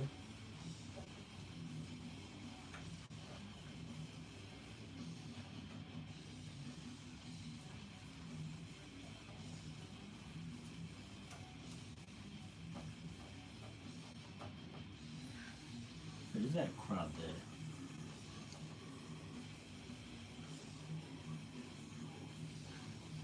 She'll be right.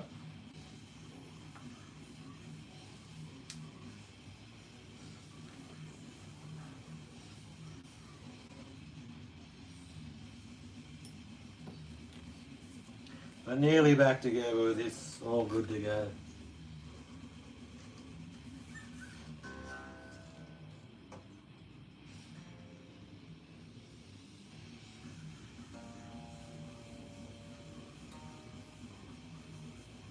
Yeah, I think looking at the phone and trying to talk while I do this slowed me down a bit.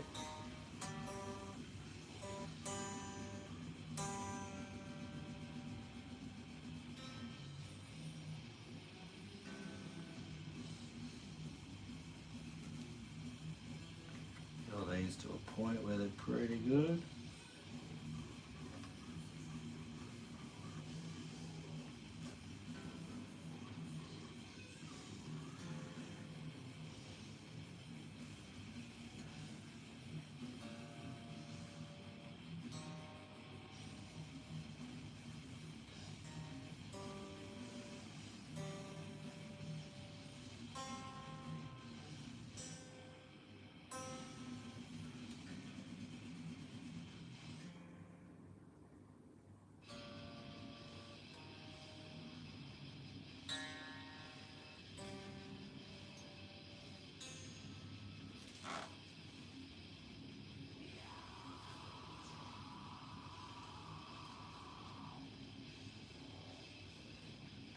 Relief's not too bad.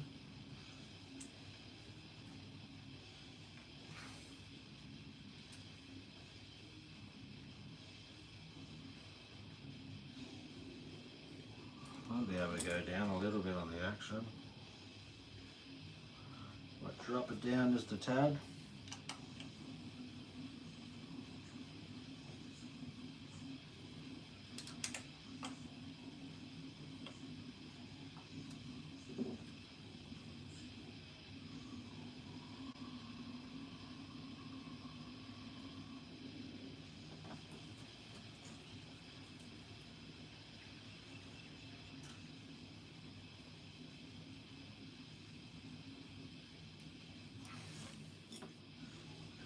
A little bit more on the treble.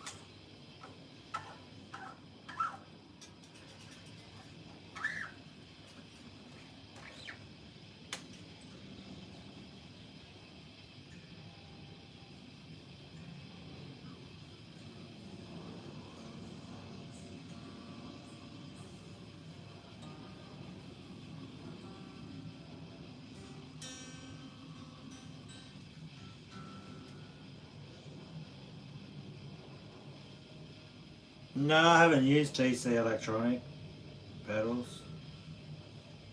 But yeah, they're definitely good. I've seen them.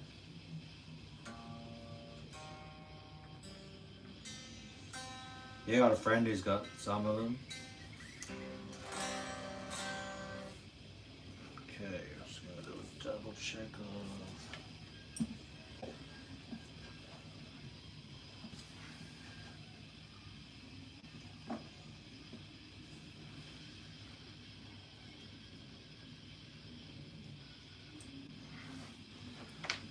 Oh, fucking hell, good knees.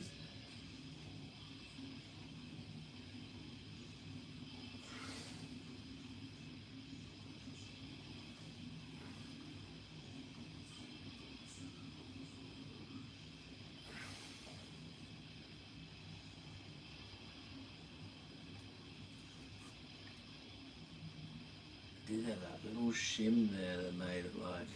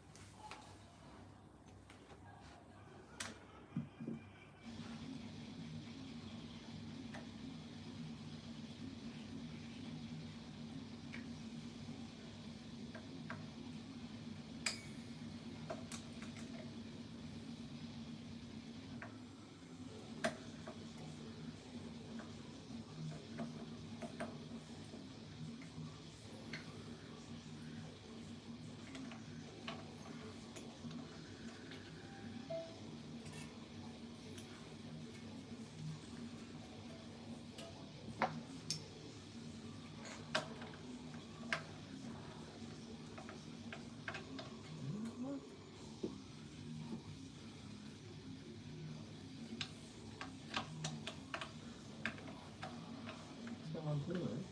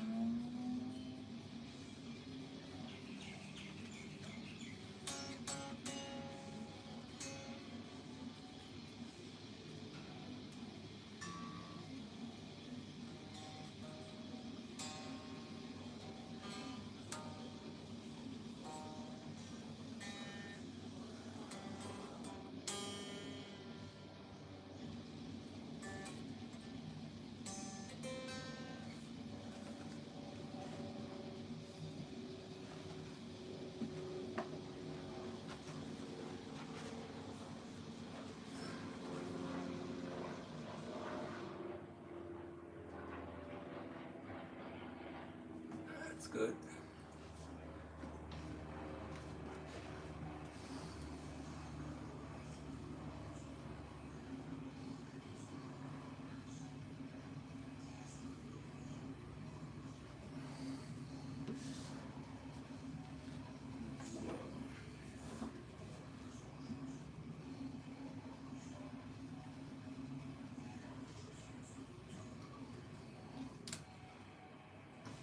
I have to come up just a little bit.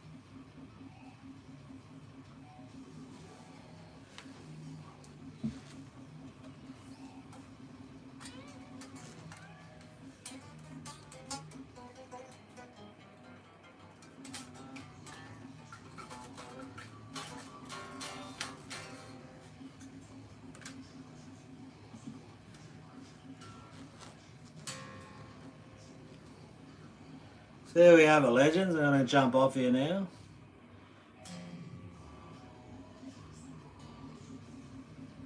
Thanks for hanging out.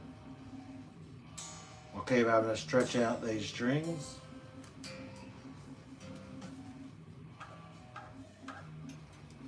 I'm just seeing now, looking there, like it just seems like it's needs to be shimmed up or something at the end of the, maybe that's what had that little shim in the other neck in the pocket, where it had like a little bit of just to raise up the end here. That seems like it's really high there. So I don't know how that's designed in there, but yeah, I'll keep tweaking with that. I'm not tweaking. I'm a tweaker, bro. I'll keep tweaking on that freaking setup and messing with that one. And yeah, thanks for hanging out. And yeah, enjoy the rest of your night or day. I'll see you in the next one. Catch you later.